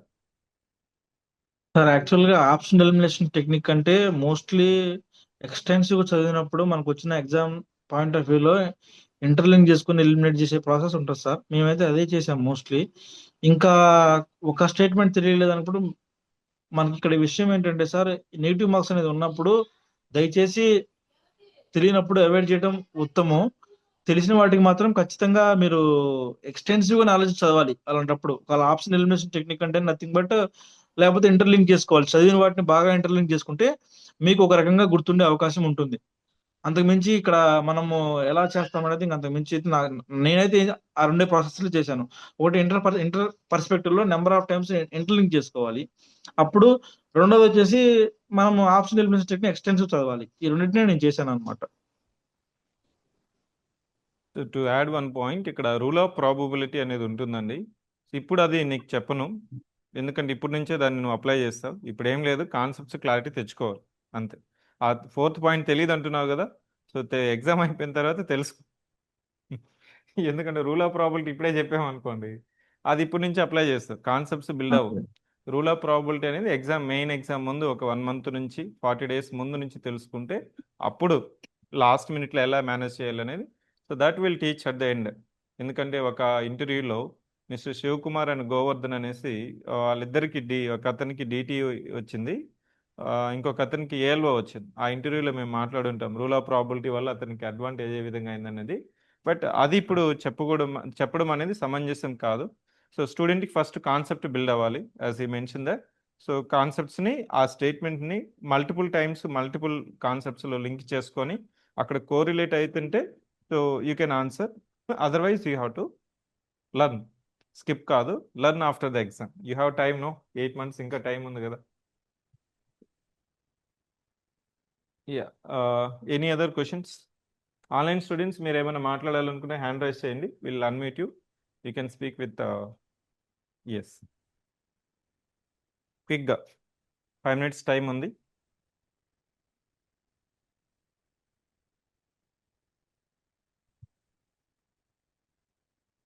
Mister Vardhan, please ask the, not ask the question. మళ్ళీ రిపీట్ చేయొద్దండి అడిగిన ప్రశ్న. Yes sir. Sir mental ability non maths background వాళ్ళకి చాలా ఇబ్బందిగా ఉంది సార్. అంటే అది మెంటల్ అబిలిటీ చదవకపోయినా కానీ మిగతా 4 subjects తో ఫిలిమ్స్ క్రియేట్ చేయొచ్చా? ఇక్కడ యాక్చువల్గా నేను ఆ బ్యాక్గ్రౌండ్ నుంచి, అంటే నేను మెంటల్ ఎబిలిటీ నాకు ఎక్కువ రాదండి. సో నేను ఎక్కువగా హిస్టరీ అండ్ జాగ్రఫీ మీద లాస్ట్ టైం ఫోకస్ చేశాను. సో రిమైనింగ్ సబ్జెక్ట్స్ నుంచి నాకు మార్క్స్ వచ్చాయి. కాకపోతే అడ్వైజబుల్ ఏంటంటే కొన్నన్నా, ఇప్పుడు సపోజ్ డేటా ఇంటర్ప్రిటేషన్ కానీ, లేకపోతే మెంటల్ ఎబిలిటీలో ఉన్న చిన్న చిన్న కాన్సెప్ట్ ఉంటాయి, టైమ్ అండ్ వర్క్ అని, కొన్నన్నా మనం నేర్చుకోగలిగితే బెటర్ అని నా ఆప్షన్. అంటే కంప్లీట్ గా ఎలిమినేట్ చేయడం కన్నా కానీ, సపోజ్ టఫ్ గా ఉన్న టాపిక్స్ పక్కన పెట్టి మినిమం కొన్ని ఈజీగా ఉండేవి, డైరెక్షన్స్ కానీ, లేకపోతే క్లాక్ అండ్ వర్క్, లేకపోతే ఇలాంటివి నెంబర్ సిరీస్, వీటిని మనం ట్రై చేస్తే బాగుంటది. కంప్లీట్ గా అవాయిడ్ చేయడం అనేది రిస్కీ గ్యాంబుల్ అనమాట. ఎందుకంటే లాస్ట్ టైం చాలా మంది ఏం చేశారో సింపుల్ ఎగ్జాంపుల్ మీకు ఒకటి చెప్తాను. ఏపీ మన గ్రూప్ 2 ప్రిలిమ్స్ లో ప్రిపేర్ అయ్యే వాళ్ళు చాలా మంది లైక్ సొసైటీని చదివారు, మెంటల్ ఎబిలిటీ చదువుకుని వెళ్ళారు, కానీ ఇండియన్ హిస్టరీ వ్యాస్ట్ గా ఉంటది, జాగ్రఫీ ఎక్కువ ఉంటుంది అని చెప్పేసి వాళ్ళు కొంచెం వదిలేశారు. కానీ ఇక్కడ ఏం జరిగింది, ఈజీగానేమో మెంటల్ జాగ్రఫీ హిస్టరీ ఇచ్చాడు, టఫ్ గానేమో Indian society and current affairs mental ability ఇచ్చాడు. సో మనం బాగా వచ్చిన వాడు కూడా, నాకు వాడు ఇగోకి వెళ్ళేసి 30 minutes టైం కేటాయించాల్సింది దాన్ని చాలా టైం కేటాయించి 2 hours 1.5 hour టైం స్పెండ్ చేశాడు దాని మీద. ఎందుకంటే మెంటల్ ఎబిలిటీ నాకు వచ్చని ముందే ఫిక్స్ అయ్యాడు కదా వాడు. అట్లా ఏమవుతుందంటే టైం అనేది తినేసింది. లాస్ట్ కి వాడు ఏదో 18 marks 20 marks లో కట్ ఆఫ్ ఇవ్వడం బతికిపోయారు, కానీ లేకపోతే చాలా మంది లెగిసిపోయేవాళ్ళు అనమాట. సో మనము 5 topics ఇచ్చినప్పుడు కనీసం 5 topics లో కొన్నానో నేర్చుకుని వెళ్ళాలి అన్నిటిని. ఏమి నేర్చుకోకుండా వెళ్తే మాత్రం ఈజీగా వస్తే ఏం చేస్తారు, అప్పుడు మనం ఈజీగా ఉన్న మార్క్స్ వదిలేసినట్టే కదా. అంటే పేపర్ ఈజీగా ఎందుకు ఇస్తాడు సార్ అంటే, కొన్ని క్వశ్చన్స్ అనేది ఎగ్జామ్ పేపర్ సెటర్ అనేవాడు 150 questions ఇచ్చినప్పుడు ఖచ్చితంగా ఒక 50 నుంచి 60 questions అనేది ఈజీ ఉంటాయి, ఒక 30 questions మీడియం ఉంటాయి, రిమైనింగ్ 60-50 questions మాత్రమే హార్డ్ గా ఉంటాయి. ఇది ట్రెడిషనల్ ఎగ్జామినర్ సెట్ చేసే పేపర్ అనమాట. అందుకని చెప్పేసి మీరు కంప్లీట్ గా వదిలేయాల్సిన పని లేదు. మనకు 30కి 30 మార్కులు అవసరం లేదు, 30కి 15 మార్కులు వచ్చినా చాలు. 10 నుంచి 12 మార్కులు వచ్చినా మీకు అవి అసెట్టే కదా. ఏమి కంప్లీట్ గా నెగ్లెక్ట్ చేయడం కన్నా కానీ కొంచెం మనం ప్రిపేర్ అయ్యాలండి. అది మీకు ఈజీగా వస్తే పెట్టగలుగుతారు. అసలు ఏమి తెలియకుండా వెళ్ళినా కానీ ఈజీ అని మీకు తెలియదు ప్రిపేర్ అవ్వకుండా వెళ్తే. So my suggestion is prepare 5 subjects equally కాకపోయినా ప్రిపేర్ అయ్యాలండి. మీకు స్ట్రాంగ్ గా ఉండే మాత్రం బాగా ప్రిపేర్ అవ్వండి. ఒకవేళ ఇండియన్ హిస్టరీ చదువుకొని పోయారు, టఫ్ గా వచ్చింది, ఎవరు పెట్టలేకపోయారు, అప్పుడు మన పరిస్థితి ఏంటి, మనం పెట్టలేకపోయాము, టఫ్ గా వచ్చిందని చెప్పేసి బాగా చదివినా కానీ. మెంటల్ ఎబిలిటీ ఈజీగా వచ్చింది, కానీ అక్కడ మనం అసలు చేయకుండా వెళ్ళాము. అందువల్ల నేను చెప్పేది అంటే కొంచెం 5 subjects కొంచెం టైం తీసుకొని ప్రిపేర్ అవ్వండి. కాకపోతే మీకు కొంచెం ఇంట్రెస్ట్ లేదంటున్నారు, కొంచెం నాన్ మ్యాథ్స్ బ్యాక్గ్రౌండ్ అంటున్నారు కాబట్టి try for some answers 10-12 questions అండి మినిమం ట్రై చేయండి. మిగతా వాటి మీద బాగా ఫోకస్ చేయండి 4 subjects.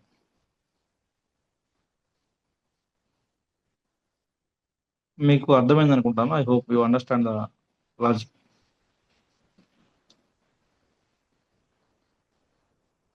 There is one more question.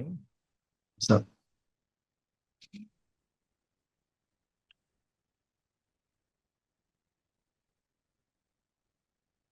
So Uma Devi is asking, is it enough to study PYQs, current affairs, test series?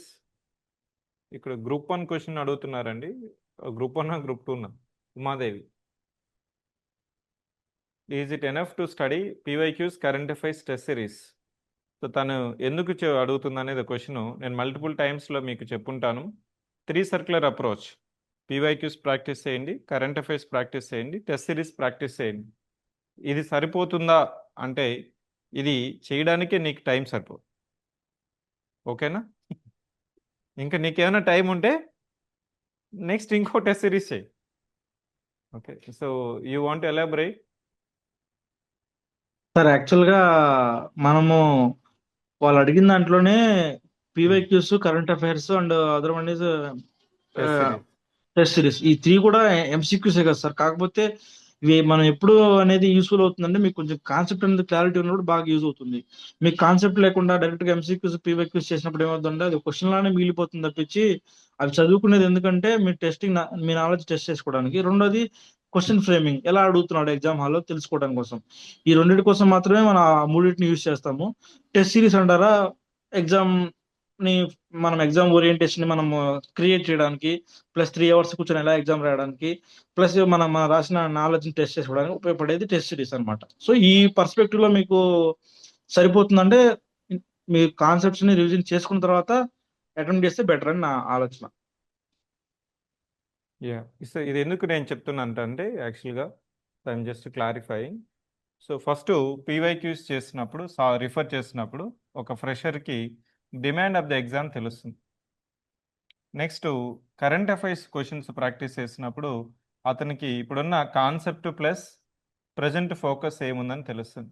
ఈ రెండు నీకు ఎగ్జామ్లో రిఫ్లెక్ట్ అయిందా లేదా అనేది టెస్ట్ సిరీస్లో తెలుస్తుంది. ఇవన్నీ చేయాలంటే నీకు ఇంకో సర్కిల్ గీసాను, అది సెల్ఫ్ స్టడీ అయినా ఉండొచ్చాలి, లేదు కోచింగ్ అయినా ఉండాలి. ఓకే, సో ఇది చేసినప్పుడు నీకేమవుతుంది, ఇది కోర్ అవుతుంది. ఈ కోర్ని నువ్వు క్రాక్ చేయాలంటే కంపల్సరీ నీకు కాన్ఫిడెన్స్ ఉండాలి. అందుకోసమే ఇప్పుడు నీకు డైలీ టెస్ట్లు క్లాస్లో పెడుతున్నప్పుడు డైలీ టెస్ట్ ఎందుకు నువ్వు ఓపెన్ చేయగలుగుతున్నావు?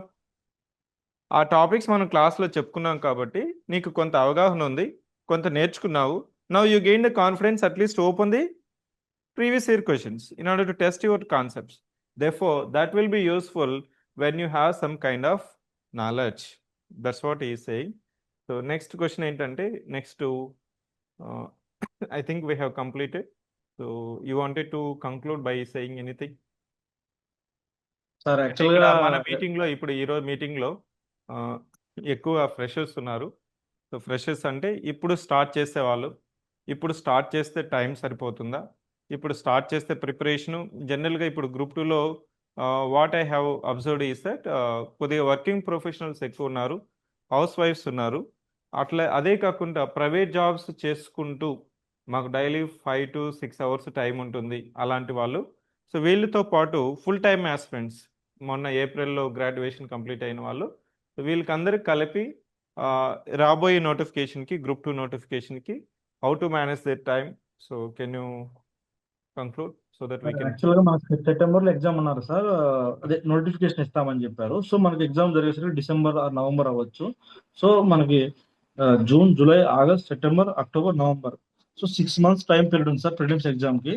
సో ఈ 6 months ప్లస్ తర్వాత ఒక 2 or 3 months మనకు ఖచ్చితంగా మెయిన్స్ ఉంటుంది.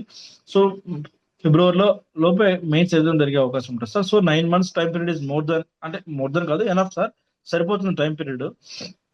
ఫ్రెషర్స్ అనే వాళ్ళు మీరు టైం గురించి ఎక్కువగా ఇబ్బంది పడాల్సిన పని లేదు. చాలా ఫ్రెష్ మైండ్తో ఉంటారు కాబట్టి ఎక్కువ నేర్చుకునే కేపబిలిటీ ఉంటుంది మీకు.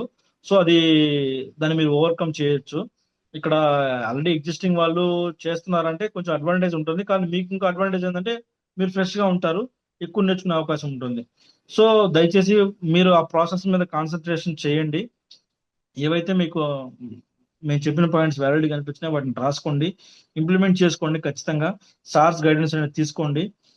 మీకు ఎలా చదవాలి, ఏం చదవాలి అనేది వాళ్ళు కంప్లీట్గా మీకు చెప్తుంటారు. మేము కూడా అందుబాటులో ఉన్నప్పుడు ఎప్పుడైనా కావాల్సినప్పుడు ఖచ్చితంగా మేము వీఆర్ రెడీ టు ఇంటరాక్ట్ అనమాట. సో ఒక ఆస్పిరెంట్కి ఉపయోగపడితే మాకు అంతకుమించి కావాల్సింది ఏం లేదు.